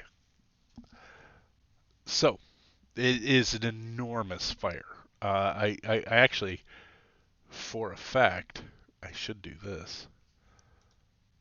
How do I go back to that map? Yeah, I can't find Oh, the I map haven't. I you're didn't supposed to- activate it. Sorry, I didn't activate it. Oh, there we go. If you guys do, what do you see at the top? Do you have maps at the top available to you? We have I- the Lavender Line and the Cenobie and Open Splash. Which Cenobie do you have? Ground floor. Okay. That's the one we're Which on. is not the one that we're on. Oh, you're But it's where not. we're You looking. Because should we're be. on the second floor. You should be here. So I am pulling you all up to here. All right. Although maybe we should just be on the. We know that we're on the second floor, but maybe we should be on the ground floor map since that's where everything's happening. Nope, you can see it from here too. Okay. So, and I think I've made it daylight because the light from this is so bright. So the horse, the one guard has brought in. I should grab this dude here. Has brought in. No, I don't want to create light. You always have to remember what tool you're on when you're on these VTTs. Yep. Grab this guy, copy, and I will paste him on. And so this guy is getting led in with his horse and sledge in here, and he's being led directly to the purple tent, which you all note that a line of bucket brigaders are trying to protect this building here. Hold on. Make sure you guys can see my pings. This building here is trying to be protected, and the tent is most intently trying to be protected. Oh, it'd be a real shame if some fire fell on that tent.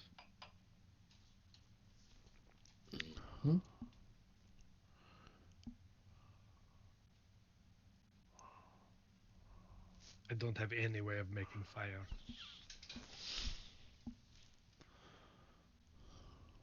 Can you all see what Paul is pointing at? I'm kind of in the not seeing a lot. You might have Yeah. to zoom out. It's a I'm big in the map. dark, actually. Okay, hold on. Let me Yeah, turn. I'm- Hold on. Daylight. There's no light on this map, on the second floor map. Are you guys daylight now? No. I just turned daylight on. Ben can see fine, but Obi is only seeing grayscale. So it doesn't think there's light. I only see my token and it's just black. Yeah, you guys, it should be. All right, hold on. You know what? To make it more fun, I'll do this. I want this to be bright light for 100 feet. I want the color to be orange. Update light source. So Ben, if you'd like, I could give Obi the ability to light things on fire for a minute if he wanted to run around and do that. Well, if we'd like to accomplish that, What can you would be guys see willing. now? bunch of big bunch orange of glow. fire. It looks like. Yep. Yeah, Okay, it's good. good. All right. At least I can. That's Ulfer, what do you see? Do you see fire? Yeah, I can see fire. Yeah, Part of that's- the reason you I've- can't see I've is got Ben's color in front now. of you at the window. Okay. But all right. So there's a giant fire to the north of you. All right. So what is it you guys want to do? And there's people running everywhere. Like, I'm not gonna pull every token onto this board, but there are probably close to 50, somewhere between 50 and 75 people running and grabbing buckets, and they're coming and going. Like, they're running into your field of view and running out as water is being procured from wells. You note that most of them are running to in this direction when they refill, kind of thing. Why am I not pinging? Come on, ping. There we go. That's one. And another direction they're running. I know I have multiple wells in here. And then they're trying to get here, but it's so hot they can't get to the well. You can see people trying to get a bucket brigade from over there. So they're mostly moving to the west to get water and run buckets of water. But this is burning with an unnatural fury, and water is having very little effect. Obi will become visible in front of Quillen. Oh, okay. all right. I will cast Dragon's Breath onto Quillen and give him the onto ability Obi? to breathe. Onto Obi, giving him the ability to breathe 15-foot cones of fire. Okay. God. That's good. And Yeah. technically, I think it's not an attack or a spell, and so it wouldn't break his invisibility. Well, he will immediately return invisible and then go out and try to belt some flame on that tent. Done and done. So now, I mean, He's gonna go right above it, like right in the middle, and just belch downward. I'm gonna give her, and I don't want her to have the new terrible sheet. Go back. Quillen may have to make some changes in his career path to more of a pyromancer or something. This is quite he's digging enjoyable. Yeah, this is fun. Okay, I'd rolled this. I should have rolled that at disadvantage, but I'm gonna say the 4 is probably adequate. Yeah. All right. Interesting. So what we'll do then? Oh, please be a bigger explosion. Is now there's a fire going on this tent, and this guy here immediately explodes. This guy's Which guy? The The guy explodes? Yeah, like he's That's amazing. this guy goes up. She's gonna take. Oh, over there. She's going to take 10 points of damage. They're all going to take this. But the one standing closest to it, I'm just going to say they're immediately consumed by the flame. This game, Obi was 15 feet above it. Should he make a save or something? he should. Okay. Thought that might be the case. Like a Dex, or what are we thinking? Dex save. Oh, it's fire though. He's immune. Then never mind. He just barrels right into it. Yep. All right. He thinks this is wonderful. If he's immune to fire, he flies right through it. Now the concern, she starts running this way and says, "Follow me, fools!" And a whole bunch of other people. I'm not going to bring more tokens on unless we go into combat. I'm not going to bring more tokens on. But there are a not unsubstantial number of people with it. Okay, so I don't want you guys to think like there's only like 6 people. Yeah. She runs over to here and they start trying to protect this building here, but she is That's where Obi's going next. Okay, that building has a slate roof and is a stone I was building. thinking if there's windows in it, he's going right up to a window and just belching into a window. Oh, like to the inside of the building. Okay, I'm gonna give him. He's a chaos creature. He's loving this. No. I'm just my reaction is only like I need to think about how this all plays out. So hold on. I'm gonna give her one more perception check because she's now gonna be suspicious of something being invisible. It's disadvantage. I also think being a shadow creature and what they're all about, Obi's gonna become visible and do this. Oh. Obi's going to be fully visible flying around as a shadow beast belching flames. Oh, shit. All right, give me a second to process that. Sorry, I know you said you were worried about keeping up tonight. No, you're fine. Let's throw a curve. No, let's do this. Let's do this. It's amazing. It's amazing. All right. I love it, but I understand it might take a minute. But I also want to make sure like we have things for everybody to do too. What Obi sees and belches into, I'm going to activate this. Can you guys see on this building? I'm going to move. Let me find Obi and move I'm going to move you all over here. Whee!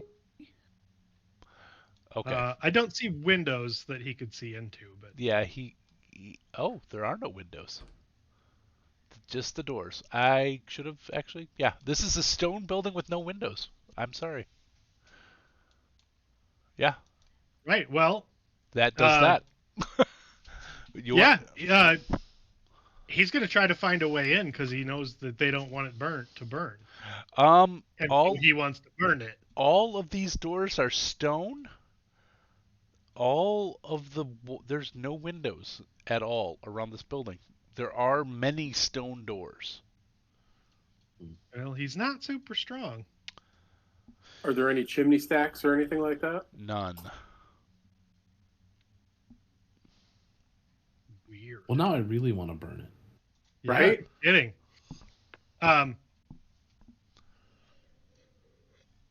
Nothing on the roof that could be a way in. 1 second, please. No. Oh, you know what? That would be the direction of the death smell too, from when we were downstairs. That building is absolutely where the death smell was coming from. Well, if y'all think it's important, we could go back downstairs and... Yeah, so because Obi hasn't belched fire in there yet, he hasn't turned visible yet, he's going to try to open the door. How do you want to do that, Ed? It's a stone door. I could make an athletics check for him. Okay, I'm going to say... I'll come up there and jam a shoulder into it. If you would have to run downstairs and run out there. there. I mean, and also she's right in front of it. Yeah. And there are more than this many people. I'm saying there's like 25, 30 people running around here. Yeah. So what I'm thinking is Obi's just going to try an athletics check to open the stone door. He's not strong. So Well, it's very likely he I won't think I mean you use whatever it would be for a normal human. A normal human would need I to. have stats for him. Yeah, I know, but I mean, Okay. I'm setting the DC. The DC should I be see. probably, I'm gonna say 11. Okay. You can do it, Obi. Obi. Oh shit! Oh! Yeah. He's so excited about this chaos. All right. Now, wasn't trying to stealth it though, right? No, 'Cause, I he's mean, still invisible, but so but the door opening is visible. right Like behind that, Mr. you see that Shea, door open. the door goes open. So Mr. Shea's gonna notice as this door And flies open. that's when he's gonna belch flame inside and become visible. Holy shit. Okay. The shadow beast makes himself known. All right.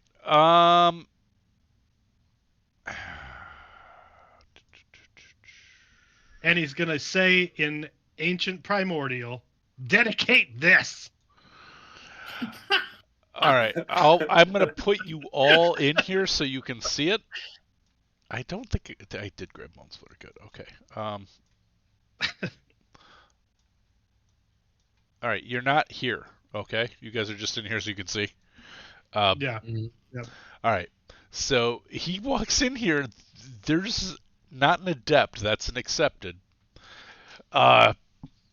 He belches flame at these barrels, and Obi needs to make a dex saving throw. As he does, he's turning visible and saying, dedicate this in ancient primordial. Got it. Make a dex saving throw. DC 15. Oh shit! Oh, okay. Well, he takes half damage. How many hit Damn. points does he have? He's got 10. Okay. Probably not going to make it. In fact, I can't conceive of how, because I love it. it's 3d6 He per sent the barrel. message he wanted to send. So what is that? 3d. There's 5 barrels there, so that's 15d6. You can't make it. You can't make it. 48 points of damage in half takes is 24, which He's- is No, he's not. It's fire. He's immune. he's immune. That's right. Okay. So it just blasts that whole room, and he stands there laughing and yelling at them in primordial. All right, I'll give this. I'm not even going to give this guy well, wait, how many hit points? No, I'm not going to give that guy a death. So how was Just- that guy immolated? Can you? Actually, That picture? they're not immolated. They don't. Well, they are. They're more like a burnt sacrifice because they are exploded first. Like the sheer force of the explosion from the barrels, by the fact that they were standing right here, would have torn them asunder, and then they'd been caught in the ensuing fireball, and so it's like Mongolian barbecue in here. Like there's just fried tiny bits of people every. I mean, not that Mongolian bit would be people, but like very much fried up bits of meat like are everywhere. Nice.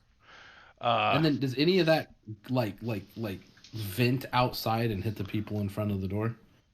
Yeah, oh yeah, yeah. I'm gonna have to give them saving throws. And now my whole like having several floors, which I needed at the time, is kind of a pain in the ass. But dexterity saving throw for her. This might be the time to run out and smash heads, Bone. All right. Okay, she's going. All right, cool. She takes that damage. This guy is dead. This guy's dead. There are way more people, but like that guy's dead. This person's still alive. And we can't see who you're referencing because they're technically on the second floor map. I'll activate you guys over there. So a guy right here was immediately fried. This guy was immediately fried. This person lived. She is alive and immediately teleports out. Oh, was she on fire though? Oh yeah. Missed opportunity. Definitely on fire. and she's gone. Never wanted counterspell more. Uh, this person, there's a whole bunch of people like running and saying, protect the mistress, but she's gone. Right? The hold the line. We must save the product. We must save not the product. The product sounds like they're like The product. the product. We must save. I like it. We must Jim, save man. whatever it is. But they're going to try to start like getting into here. But as he starts torching more and more stuff, what do they call it? Do they call it what I call it? No, they call it. Oh, okay. Eventually you'll hear somebody refer to it by the name that they actually give it, which is the tenebrae root. Yeah. Tenebrae root. That's what I was trying to remember. Oh. So Obi is just laughing hysterically and running around in there. Yeah, I belts of mean, fire. since he doesn't take damage, this entire building will eventually be torched. How long do you want him to stay in there? Like he can actually. Well, the swell lasts a minute. It'll take more than a minute to torch the whole place, but eventually it will spread on Yeah. its own, and he'll know that. So. Yep. Yeah. He does. I mean, as I said, creature of absolute chaos. He doesn't really care. I'm more He's curious just with what doing- you guys are doing, because I can. But he's also making sure that people see him. There's not. I mean, unfortunately for this plan, almost anybody who sees him dies. Yeah. Because So the only person that we know saw him and didn't die is the boss. we don't know. You don't know for sure that she saw him. Oh, we know. You Well, may believe that, yeah, but you don't know for sure that. I will say there's Yeah. no way of you knowing that for sure. No, yeah. he thinks she did. So that was the plan. Honestly, like seeing the plan go so well, Quill is gonna once again suggest to the two strong ones that that maybe like if she wants that merchant or whoever that person was, then the then we merchants probably actually want them too. As Quillen says that, you guys can look out the window and see the merchants now trying to sneak out the front door under all of this, because the guards assigned to him are all now trying to pay attention to what's going on and seeing their mistress disappear. So he's actually trying to move I away. think perhaps we just sneak out and take him elsewhere. Yes, please. Let's All right, go. so we're just gonna climb down and like Ofer and I can just grab him by the collar. Okay. Something like that, sure. Conversation. So you guys run downstairs and like get out the side door here, and Ulfer and Bonesplitter grab this guy off the horse because you guys are both tall enough to do that. And he's like sort of wheelie legging over this horse as the horse is continuing to move forward. The horse is near panicked, Ulfer. You can see that this is an animal in distress as you're grabbing him by the arms. And then I'm assuming Ben and I mean I know that Obi is, still torching. Just gonna sneak out, and when the spell's done, Obi's gonna leave too. Mm-hmm. But he'll just at that point he'll turn invisible and leave. Got it. Incredible. Ulfer will cast Speak with Animals and try to calm him. Oh wow. Oh, okay. Oh yeah. Nice job. What do you say to this animal? It will be okay. We will get you and your friend out of here. All right. Give me whatever you think. You can give me persuasion if that's what you want to use. That's the first thing that comes to my mind. But you tell me what you want to use. Animal handling, persuasion, to calm this animal so that it hears your words in the way that it's intended. It'll be animal handling. Okay.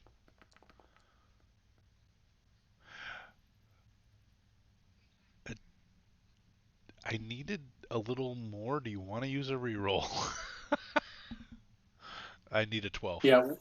I don't know why did you tell me to roll with advantage? I must hit the wrong button. I did not, but it might just roll with advantage. That is a setting that can be when you're playing from D&D Beyond, it just loves to have that be the default.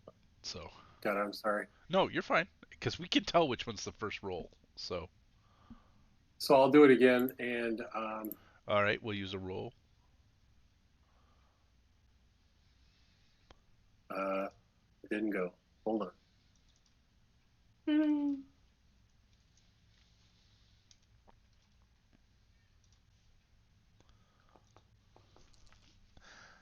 Oh, yeah. That'll do it. And it starts to calm down, and you can see like it starts making eye contact with you as you're holding its rider over it. Uh, and because you can speak with animals, it says, "Thank you. That guy's a dick." I I've been like, you ever work a triple shift? I just worked a triple And shift to get here, and then he's running back, forth, running back. He's digging his heels. He's panicking. He's on my fucking back. What an asshole! and Ulfer's going to take the guy instead of just holding him above. He's going to throw him off the horse. Oh well, so Bonesplitter's got the other side of him. So what does Bonesplitter do? Is Ulfers throws one side of him off, and We're throwing Bonesplitter's this got. guy now. I'm gonna just like assist with this and just see how far we can throw this guy. What's your strength, Ulfer? What's your strength, Bonesplitter? My strength is only 16. 16. Shit, where am I at? So what's that? +2. 16 plus. plus 3. +3. Okay. Yeah, +3 also. 16 + 3. All right. I'm gonna say that you guys throw him. I was gonna do the combined bonuses in 2 squares. So you guys You throw should him. both make athletics checks, because if one is way higher than the other, he's going to spin around a lot. That's true. Yeah. Whichever one's higher is the rotation. Let's see what happens. Oh, Oh my God! over with a crit. Ulfer is pissed. You're How do dude, I- this horse Character's is an weird. NPC now. It has to happen. We're keeping the horse. I can't Yeah. see my character. I have my character sheet open, but it doesn't look like anything. Oh, you had the Dusty problem. If you've got D&D Beyond open, you can roll from there. That's what Tony did to just. Okay, I Get through it. I just can't Okay. expand it. I'm sorry. What am I rolling? Athletics. Oh, I just want to see with a rotation. This is going to decide whether he lands on I his want you to head crit too. or his feet. Okay. He's going to land on his head. And so you guys are moving here, and you guys fling him, and he's rotating, tea kettle over, whatever, ass over tea kettle. And he's going to land 3 squares away from you. And this guy lands in these bushes over here. His legs are sticking up, and the horse goes, "Fuck that guy. Fuck that guy with a fucking rubber horse dick. Fuck him. Fuck Wow. him." Seems harsh. He does not like this guy. I was having a really good life, and then this guy came to town. This guy, seriously, and then he just like looks at the guy and snorts, and then he like looks over at you, Ulfer, and he's got like this. You know what I mean, right? Oh. So Ulfer is going to take the leather strapping that he got off of the basilisk. Oh, Not Jesus. And to he's put it on the guy. It's going to be a little too small because a horse is large and a basilisk is medium. No, he's not putting it on the horse. Oh, okay.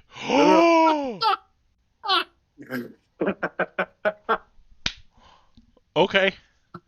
Yeah. You guys are only 20 feet outside of a burning compound. Let's keep moving, huh? Let's do Yeah. this. Okay. Yeah. Let's keep moving. Holy right. shit. Okay. And Oh. Ulfer is going to ask Bonesplitter to take care of the guy Okay. and to drag the guy. And while we're walking, he's going to pull out his leatherworker's tools that he has proficiency in, Yeah. and he's going to modify the harness to strap the guy into the harness once we get far enough away. If you want to do that while you're walking, it'll be a disadvantage. But if you want to wait until you get someplace where you have some time, you can do that, and you can do a straight roll on it. But Okay, I'll do that. I'll wait. So the horse is like, so what do they call you? What's your my name? My name is Ulfer, and I'm friend to all beasts. All right. Oh. Ulfer's making weird noises. He's going to. Oh, my name is Carl. Hello, Carl. Carl the horse. That's just a clever name. No, Carl, the horse. That's what my owner named me Carl after his father, my original owner anyway. And then his kid always just called me Carl the horse. And that's how I think of myself. Carl the horse. Oh, the horse. Did this person steal you from your owner? No, he bought me. My owner needed money. But this guy's a dick. Jan and his family, they took pretty good care of me, but this guy's just an asshole. I don't know what he's in a hurry for, but he really wanted to get here quick. I only have had like 4 hours of rest, just the bare minimum of water, and a little bit of feed on a 3-day ride up here. It was awful. Wow. See something. So going you guys are to go dragging. ahead Which and- way are you guys going? I'm going to put you on the White Abbey map, so you guys can see where you're at on the White Abbey map. I think the nearest way out of town. Okay. So I think Bone Splitter is probably your best token right now. You all can you all see? I deleted some tokens. Yeah, I don't think this Okay. map requires. So Bone Splitter is going to be your party token. You guys are right That's in front of Ulfer. the. Oh, that's Ulfer. Sorry, Ulfer is your party token. You guys are right Let's in cut front through of the these yards Cenobi. and go straight across out to the field. Look out of here. I'm It's gonna carry this dude. Like really straight south. it's Yeah. 2 a.m. So Out through the between the houses out to the field. in Goes about down to an town. hour, she's gonna cry because she's so lonely. All right. So, you guys get to this field All right, here. Rob Thomas. All right. Thank you. I'm glad you caught it.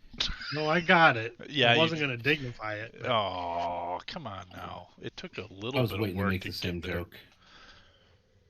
You were just gonna wait an hour. I was gonna wait an hour and make the same joke. Oh, Christ! Not all of Rob Thomas's songs suck. That one does. I don't dislike Rob Thomas' like songs. that. It was the joke. Okay. Oh, come on! It wasn't that bad. It was a good joke. It had its one moment. Okay. So, Just got- like the song. okay. So you guys are out in the fields here. You can still see behind you the flames rising. They have not been able to tame this because it's a magical fire, and it is huge. And so there is now the town is gathering around, and to quote Obama, when your neighbor's house is on fire, you don't sit there and wonder if they paid their insurance. You put the fire out. So everybody is helping to put the fire out because they don't want the entire town to go down. Now, if you're Trump and someone hasn't paid their insurance, you encourage the arsonist to light more fires. Oh my God, Yep. what a dickhead. Yep. Okay, sorry. Sorry. Yes, agreed. We've had good presidents and we've had bad presidents. Oh, Christ. And we've had Oh, some, yeah, Douche waffles. Douche Waffle's a good name. awful. I enjoyed Tangerine Dream. Okay, so you guys are just south of the farthest farm out, and you're in the open yet. You haven't reached these woods. It's not deep woods to the south, but there's some a light copse of trees that you could make very easily before camping down. But as you get here, Ulfer, how long did you speak with animals last? 10 10 minutes. Question. It says 10 minutes. A hot minute. All right, so 10 minutes. So you have that 10 minutes to talk to Carl the horse. I would have asked what it was that the asshole was doing, what they were going for, if he had heard, if he knew anything about what their goal was. I don't know. I know that he intended to sell me back to my family, to Jan, because he was heading back there. Something about a ship that he was going to board. and he was getting something from here, and I was supposed to carry it back for him, and I just couldn't wait to get done with it. But I really could use the sleep.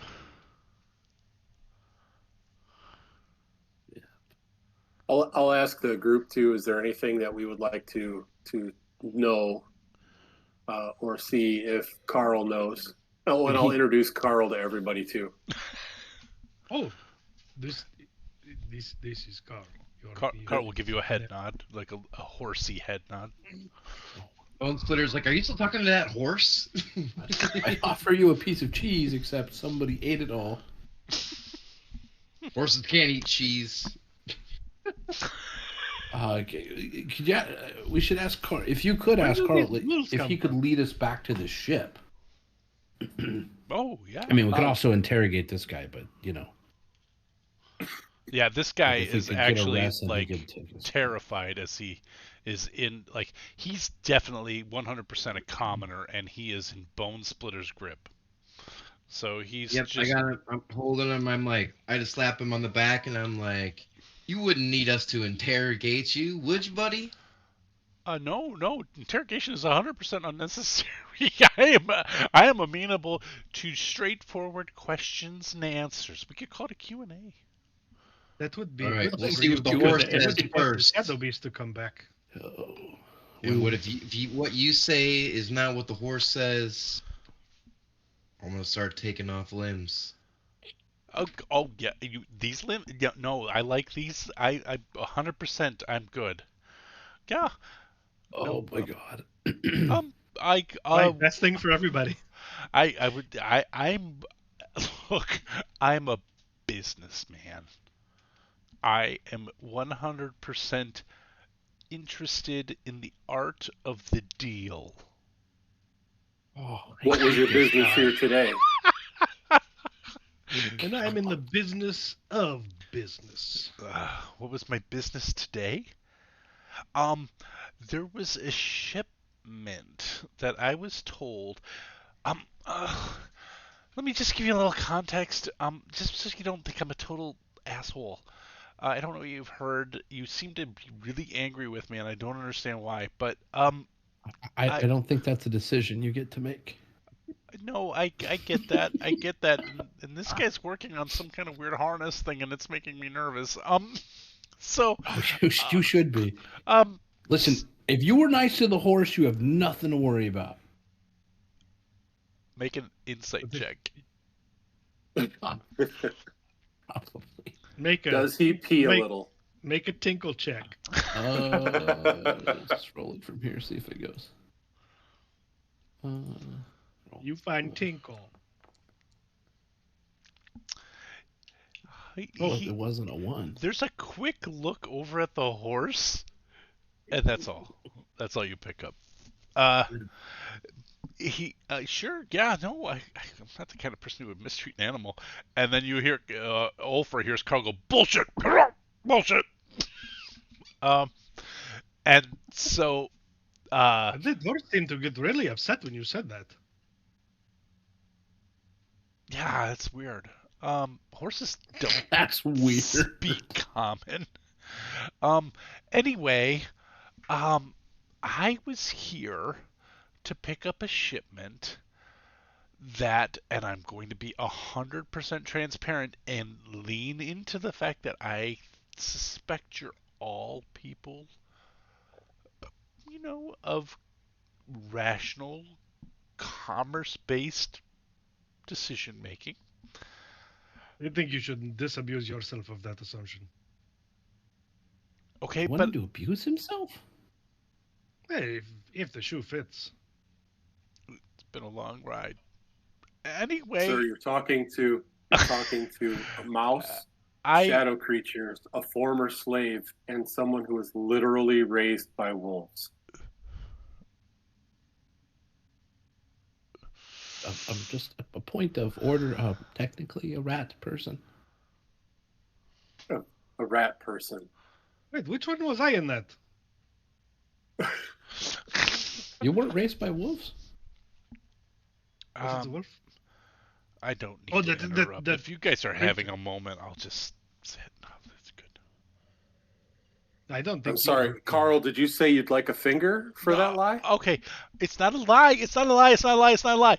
Look, I just am supposed to pick up 4 crates of some liquor that they make here that they don't want any of the provisioner houses to know about, and take it over to a place called Lunahelm so that it can get to Hazelshade. That's what I'm supposed to do. And I have a contact over in. I need to refresh. Paul, the DM, needs to refresh his memory. uh, I need to get it to Amberdrift in order to get it on a ship. And I'm supposed to meet a captain there. Which captain? I was supposed to knock on a door and get the captain's name when I got to that door. Well, I don't think you're going to be bringing a shipment because I think it just burned down. Yeah, that's kind of a problem for me. But you don't know what was in the crates. Some kind of liquor. Right. They called it. Hold on. They called it. And in your head, Ulfer, from Carl, you hear, what an idiot. They called it Sumbravin. Sumbravin? SOMB. I will spell it out in here. Sumbravin.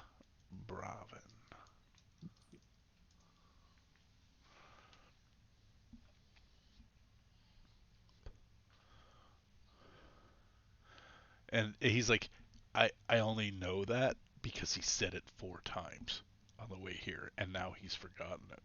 Or he doesn't want you to know. Does that have any meaning to Rebecca. within other languages? What languages does Ben speak? Primordial and ancient primordial. Nope. Doesn't have any ring Okay. about for you. And you can add Druidic to that. Druidic, no. Anybody else got a language they want me to test?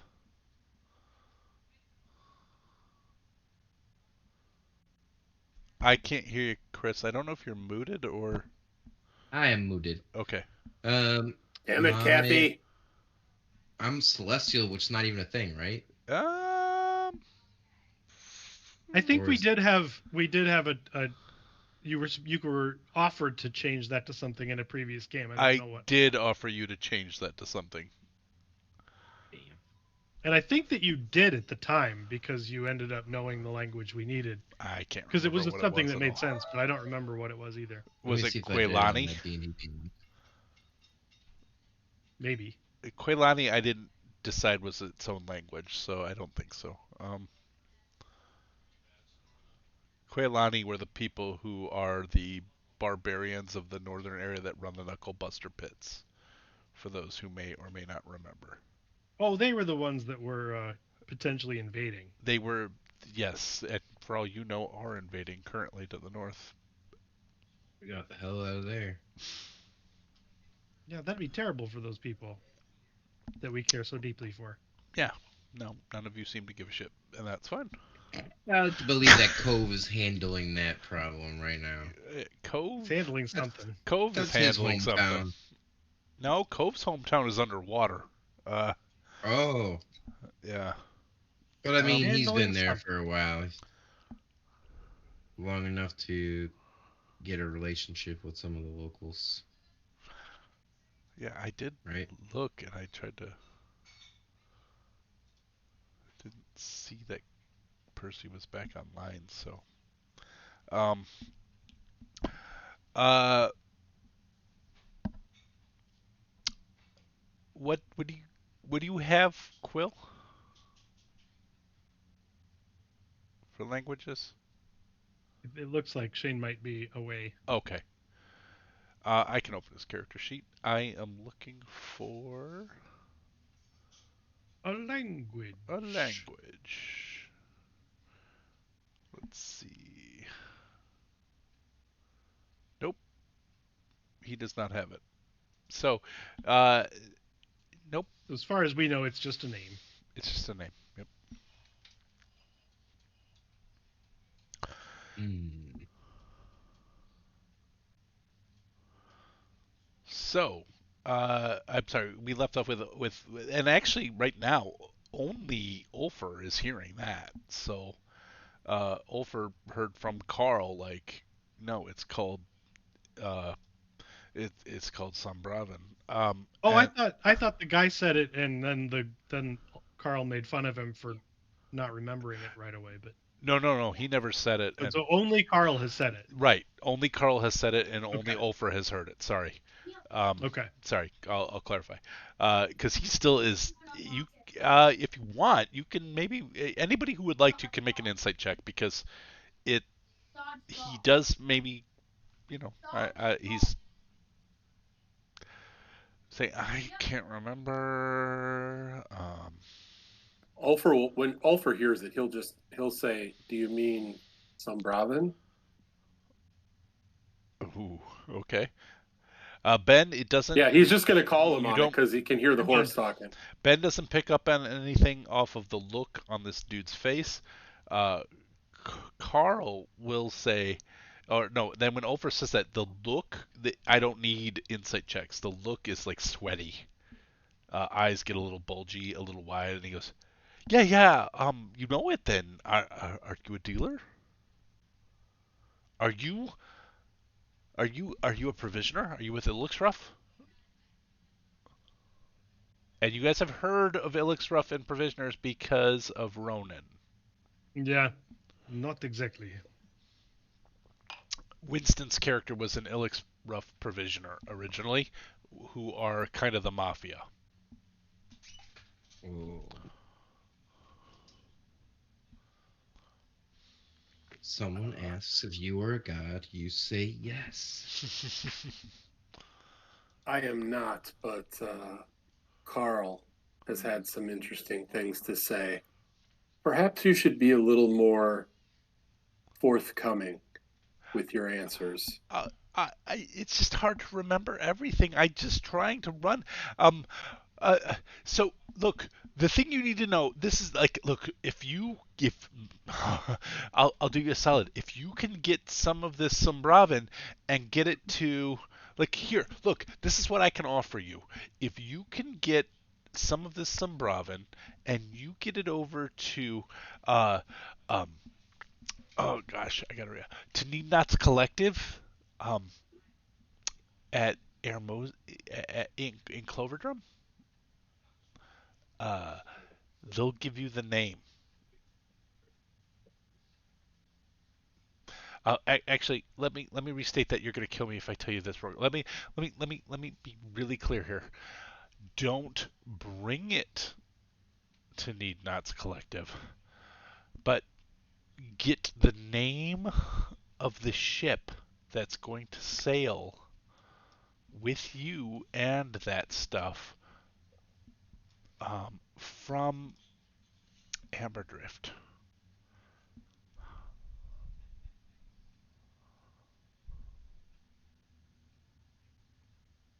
Well, that is an interesting theory, I suppose. It's it's it's at least 15,000 gold if you can get that to Luna Helm. But we just burned it all down. Well, that is a problem.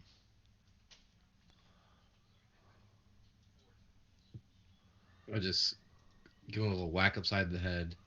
Oh, I just telling you what I know. This is what I was offered. It was a huge score. I was going to retire. Oh, he just likes doing this. It's not because you were naughty or anything. Okay, but it hurts. And I bet it does. the horse is laughing right now. Enjoy. Yeah, you like that, huh? Yeah. You think I like getting that leather like goad in my ass the whole time you were like pound like that whatever that is that the jackies use that smack the ass whatever that thing is. A hand. Is it a hand? I thought they had like a little No, leather no, whip thing. it's a crop, a riding A crop. riding crop, yeah. You think I'd like a riding crop on my ass? Well, I don't know. I wouldn't Carl presume. does not like it. I wonder if some horses do. And they're the ones that win races. That's a whole pain as motivation theory thing that doesn't actually work. Uh-oh, I have a problem. So while this guy's being shady and Carl's saying his bit, Ulfer pulls out his leather strop and starts sharpening his blades. Okay. Are you going to work on that harness? Well, my goal here is to Intimidate. persuade or scare the shit out of. Yeah, intimidate's probably the right word. Roll an intimidation check. There's an intimidation skill. You can roll for that. Can I guide that? Yeah, give him the guidance. And I was gonna say we'd probably someone I'd be willing to help him. Just stand there and look at him menacingly. Should I roll a second time? No, intimidation gives you a or guidance gives you a D4 to add to it. Okay. You only need to clear a 10 with this guy. He's already he's got a giant fucking barbarian holding him down with a huge fucking axe. A shadow creature, a rat person who he has never seen before in his life, and a guy who is basically talking to his horse, staring him down. So a 10 was all he needed. Don't forget the giant. What other creature are we talking And there's about? a giant wolf as well. Yeah. Yeah, I was going to say, don't forget the wolf. All right. Look,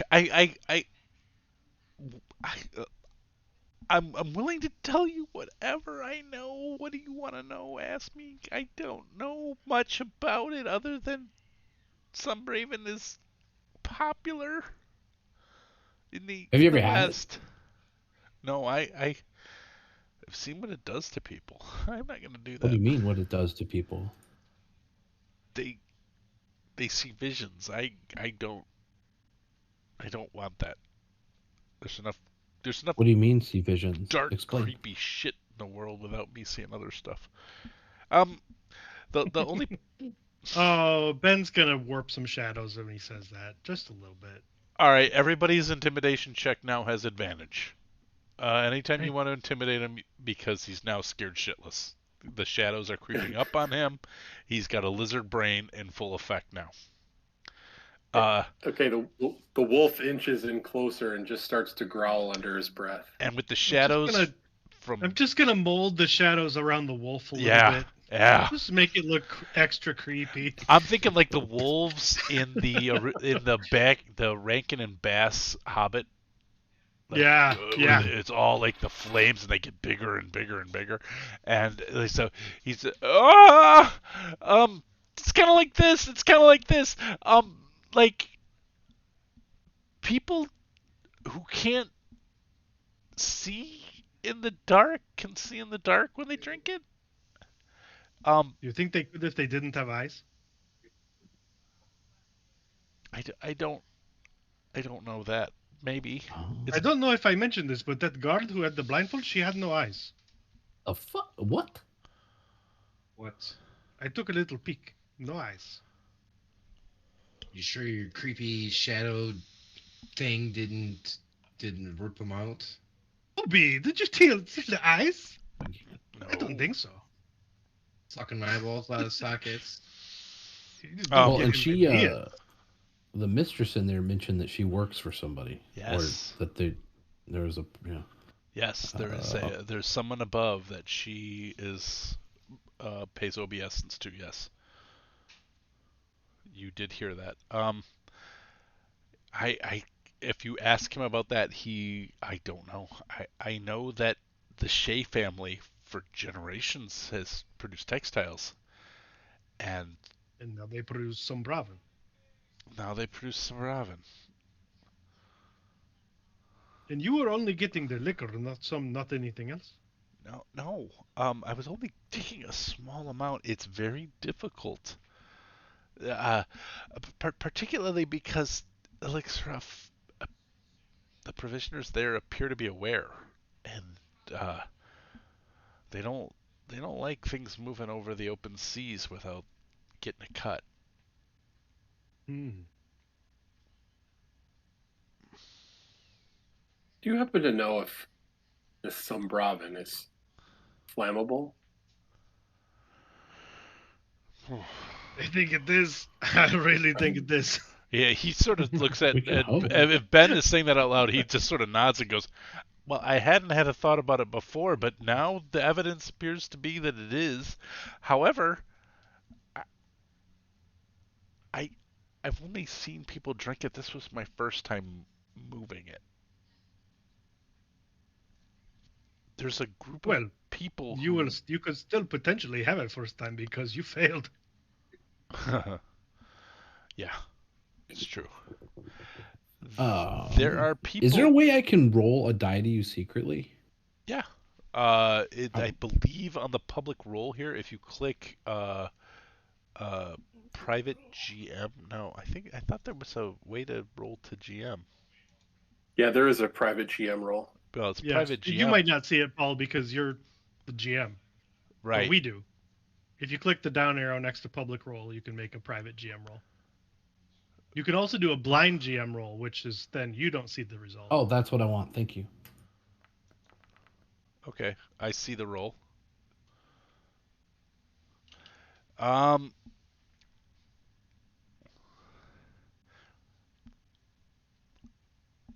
he. Do you want me to just say this out loud, or do you want me to respond to you Up to you. privately? You tell me. I'm okay with sharing because I trust everybody to act on what they know Mm, and don't know in this okay. group. So nobody else would know this. Um, he's a little lying. Um, Does it have to do with how involved he is? yes. Like he's a lot more involved than he's letting on. Um, no. Okay. He wishes But he he is was. some more involved. He wishes he was more involved than he is, and Oh, is was seeking to curry favor. There's admiration in what's going on here, and he definitely was lying about taking some Bravin. Oh, so he has tried it. so I'm Uh, gonna press him on the taking, and it's really just like this, like machine gunning of like very specific questions of you know all right. and I'll start out with so when you've seen someone take it, about how much are they taking, how are they imbibing it, how's it going, and then when you've taken it, about how long does it take for the effects to set in, and after you've taken it, how long do the effects, like I'm gonna switch from like you know The to ob- like when you've taken it to try to trick them up. the obvious skill check for me on that is intimidation, but I feel like there's another way you could do that, like with intelligence or wisdom, just a Yeah, I straight want to roll. like yeah I want to like I'm trying to like out intelligent him basically, Okay, like you can do rapid an fire it so he can. if you can think of a skill that would give you a bonus that you would prefer to use, go ahead and make that check. But otherwise, straight intelligence is what I'm going for. Okay. Let me see. Also, add advantage because he's off the square because there's a menacing shadow Okay. wolf.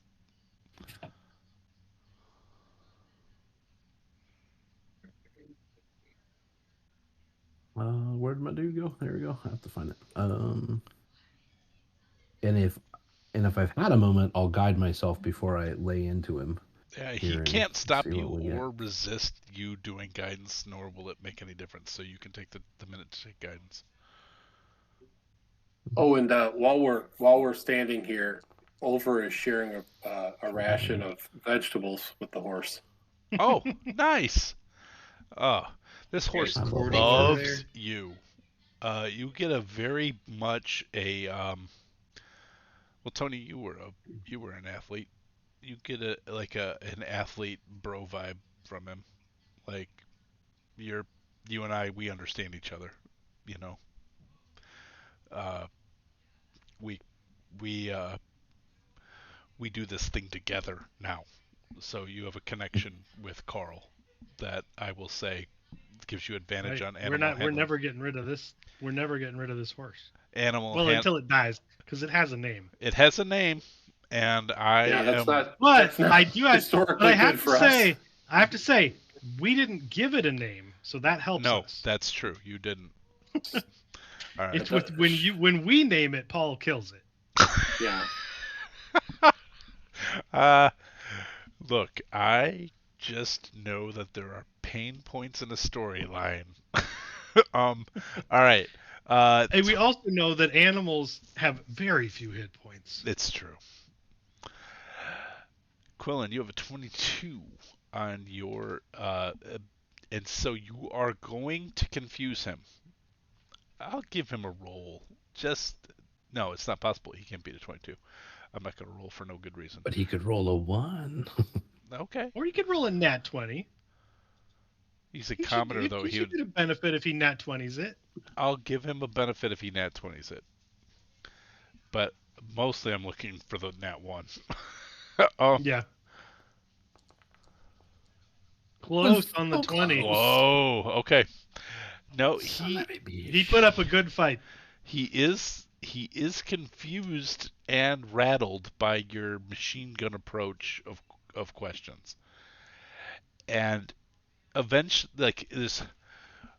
Look, I don't know anything. Yeah. Okay. All right. Yeah. So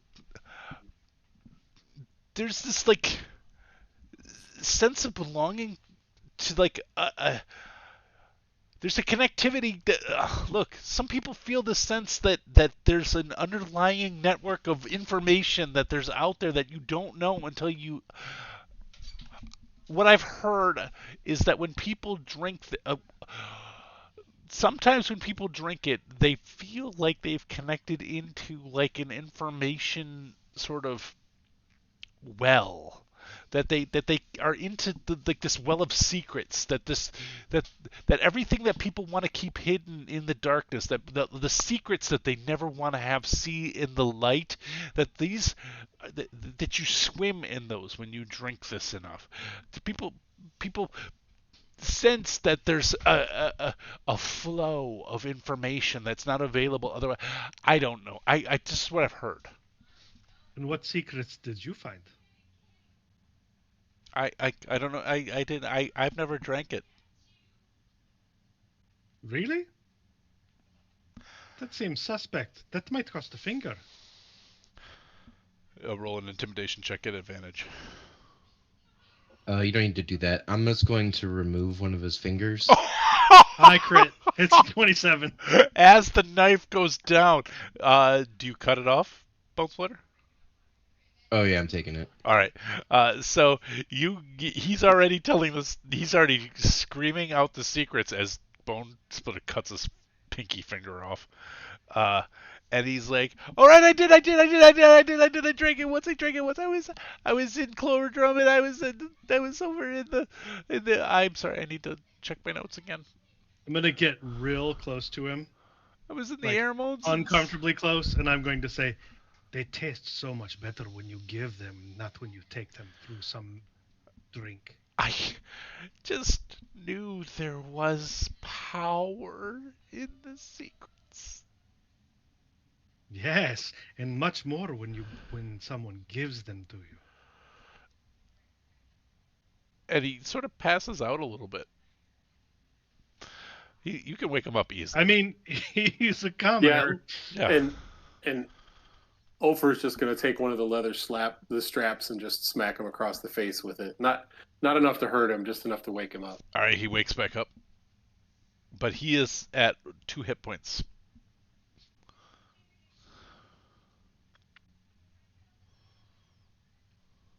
I don't know what more to tell you. It is not in your interest to lie to us again. I just I throw the finger at his lap, just like flip in, just kind of like toss it into his lap. Bone Splitter, it is really rude to give someone the finger. Oh God,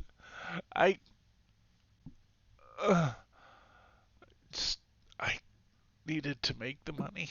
I just needed the money. And I felt like information is power. So, is there anything on this sled, No, or is nothing. it just an empty sled right now? It's an empty sled because he was there to pick up stuff.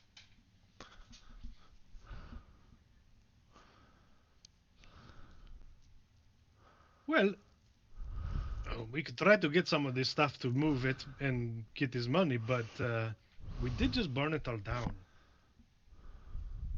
We did do that. And I don't feel bad about that.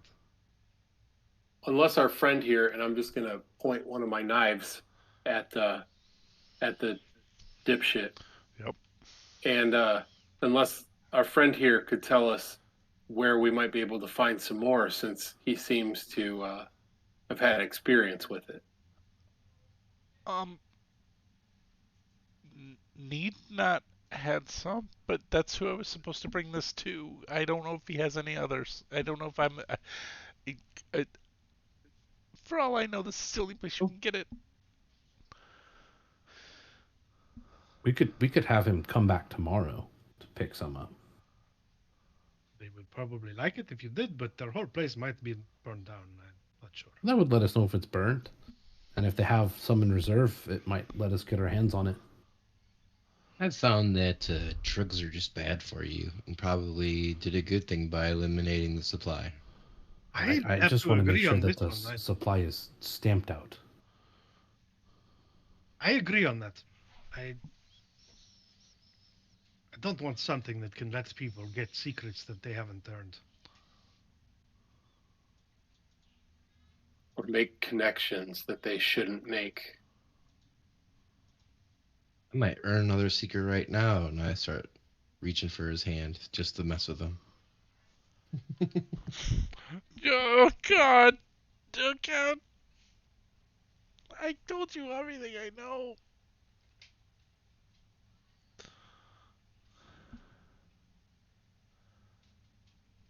I don't know that we're going to get anything more useful out of this guy. So, did we even ask his name? What's your name? My name's Raymond. Raymond. Raymond, would you rather be set on fire or be decapitated? That's not. You can't ask someone that. What? I was Just just as you an guys didn't academic believe me exercise. earlier, and I feel An like academic exercise. while he's here, No, we you should have. ask him. That's not the scenario that you proposed. The scenario you proposed that if he was on fire, would he rather be put out or have his head cut off? Stay on fire. All right, put out. That is an option. Okay, all right. So answer. Wait. My options are stay on fire, be extinguished but badly burned, or decapitated. No, you're gonna die. You're gonna die by burn. You're gonna burn to death slowly. Well, someone could just put you out. They could just put you out. No, I'm gonna Or put them out. do that. Everyone's on fire. Who could just put them out? Who could do that? I don't think a person could do that. Have you all not embraced the social concept of stop, drop, and roll? No, that sounds amazing. What is it? Is it like a dance? Yes. I was taught stop, drop, and roll. I remember. I would prefer to not burn to death or be decapitated. The putting out sounds great. But I do understand that I would be very badly burned. Keeping it together. So Paul, is Carl wearing any kind of gear already since he was pulling this? Yep. Yeah, sled? he actually does have a saddle because Raymond was riding him, and then he has alongside the saddle are like the pole holders, whatever that would be for holding the sledge behind him, and so those are like fastened in and like kind of like there's a drilled in hole in the poles so that they can be affixed. And then otherwise, he's totally saddled and horse rideable. you could release the sledge from the saddle, and he would just be saddled. So while everyone else is messing with him, Ulfer is going to do that. He's going to release the sledge, and you're going to see him take the leather that he's been working on. And I don't know if I need to roll for this or what, but he was working to resize the harness part to be the size of Raymond. Oh, nice. And Raymond it's can also pull the sledge. it's also going to tie his hands behind him, Okay. and he's going to go up and take the bit out of Carl's mouth and put it in Raymond's mouth. I will need a leatherworking tools. That's probably a dex. I don't know. Yeah, I have no idea. I just know I have a proficiency. So you can use your dex proficiency to add a bonus to whatever you roll on the d20.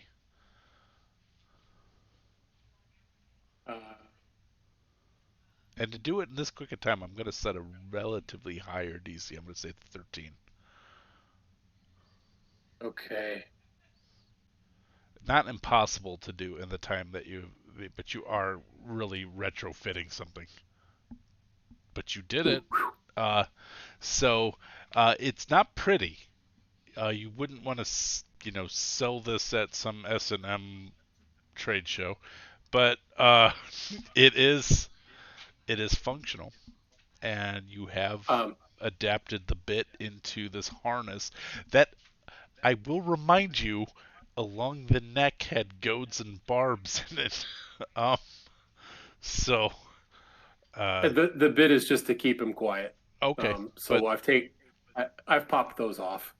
You're gonna take the goads and barbs off? Okay. Because otherwise it would cause him damage. So. Right. And I'm not trying to do that. Okay. But what I am going to do is, instead of hooking him to the sledge, I'm going to hook Raymond to Carl. Oh. And Carl is now going to be. Raymond is going to have to keep up with Carl. Okay. That's bad for Raymond. That doesn't sound good for Raymond. No. Carl. The spell is long since ended at this point. So you would have to cast it again to talk to Carl. But Carl gives you a horsey, sort of approbation. Like, I get what you're doing. Yeah, and my goal is, would Carl understand me or no? Carl's a horse's intelligence is like what, 4? Oh, okay, I'll cast the spell again. Okay. I mean, you might be able to make an animal handling and convey really simple. You things. might. And I said I'd give you advantage on animal handling with Carl, so.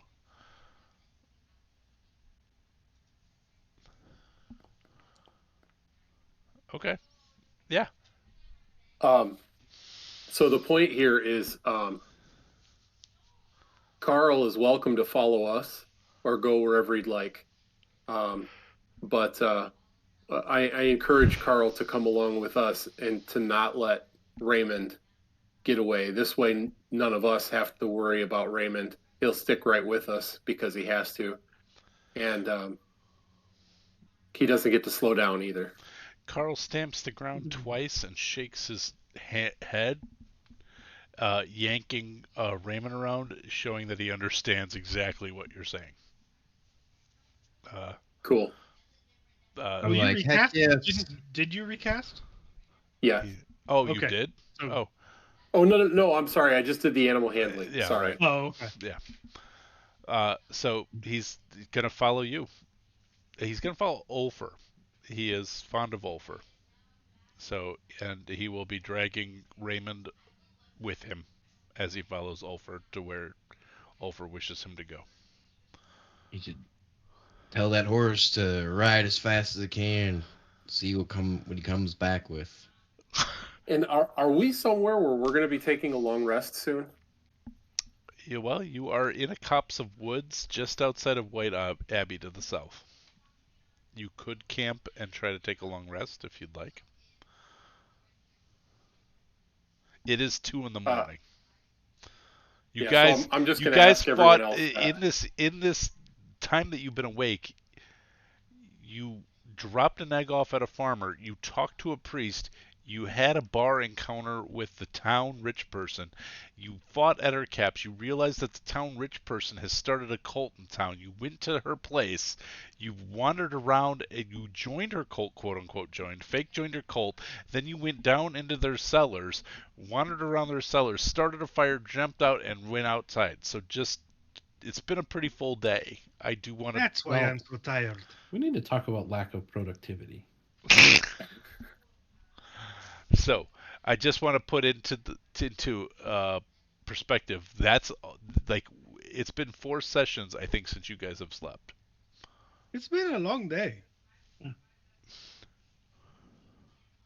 Yeah, It's been so I like think 6 months since we took a nap. so.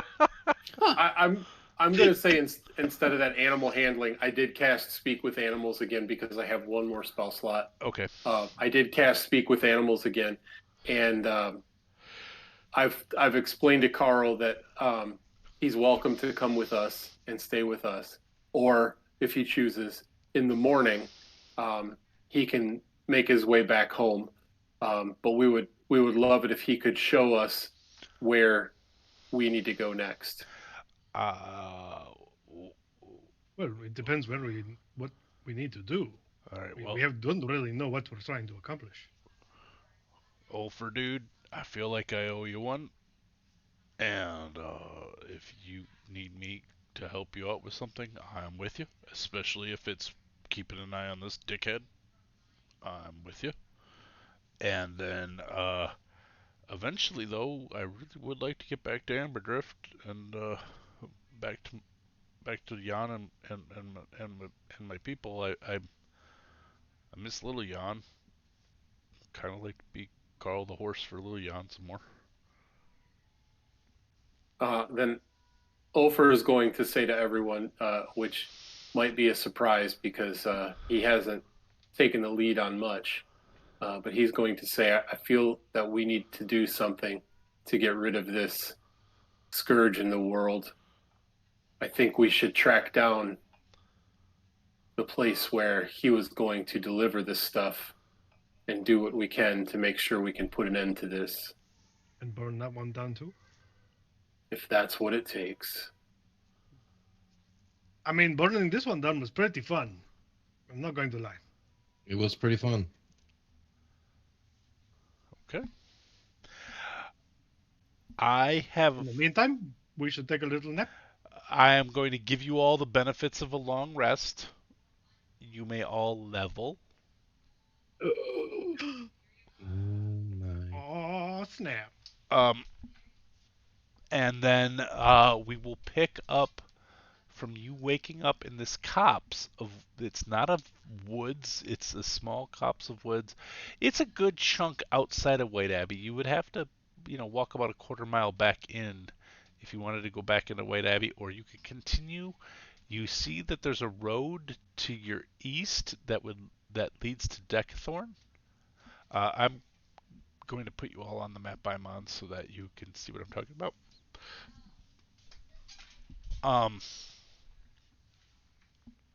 You're all right here.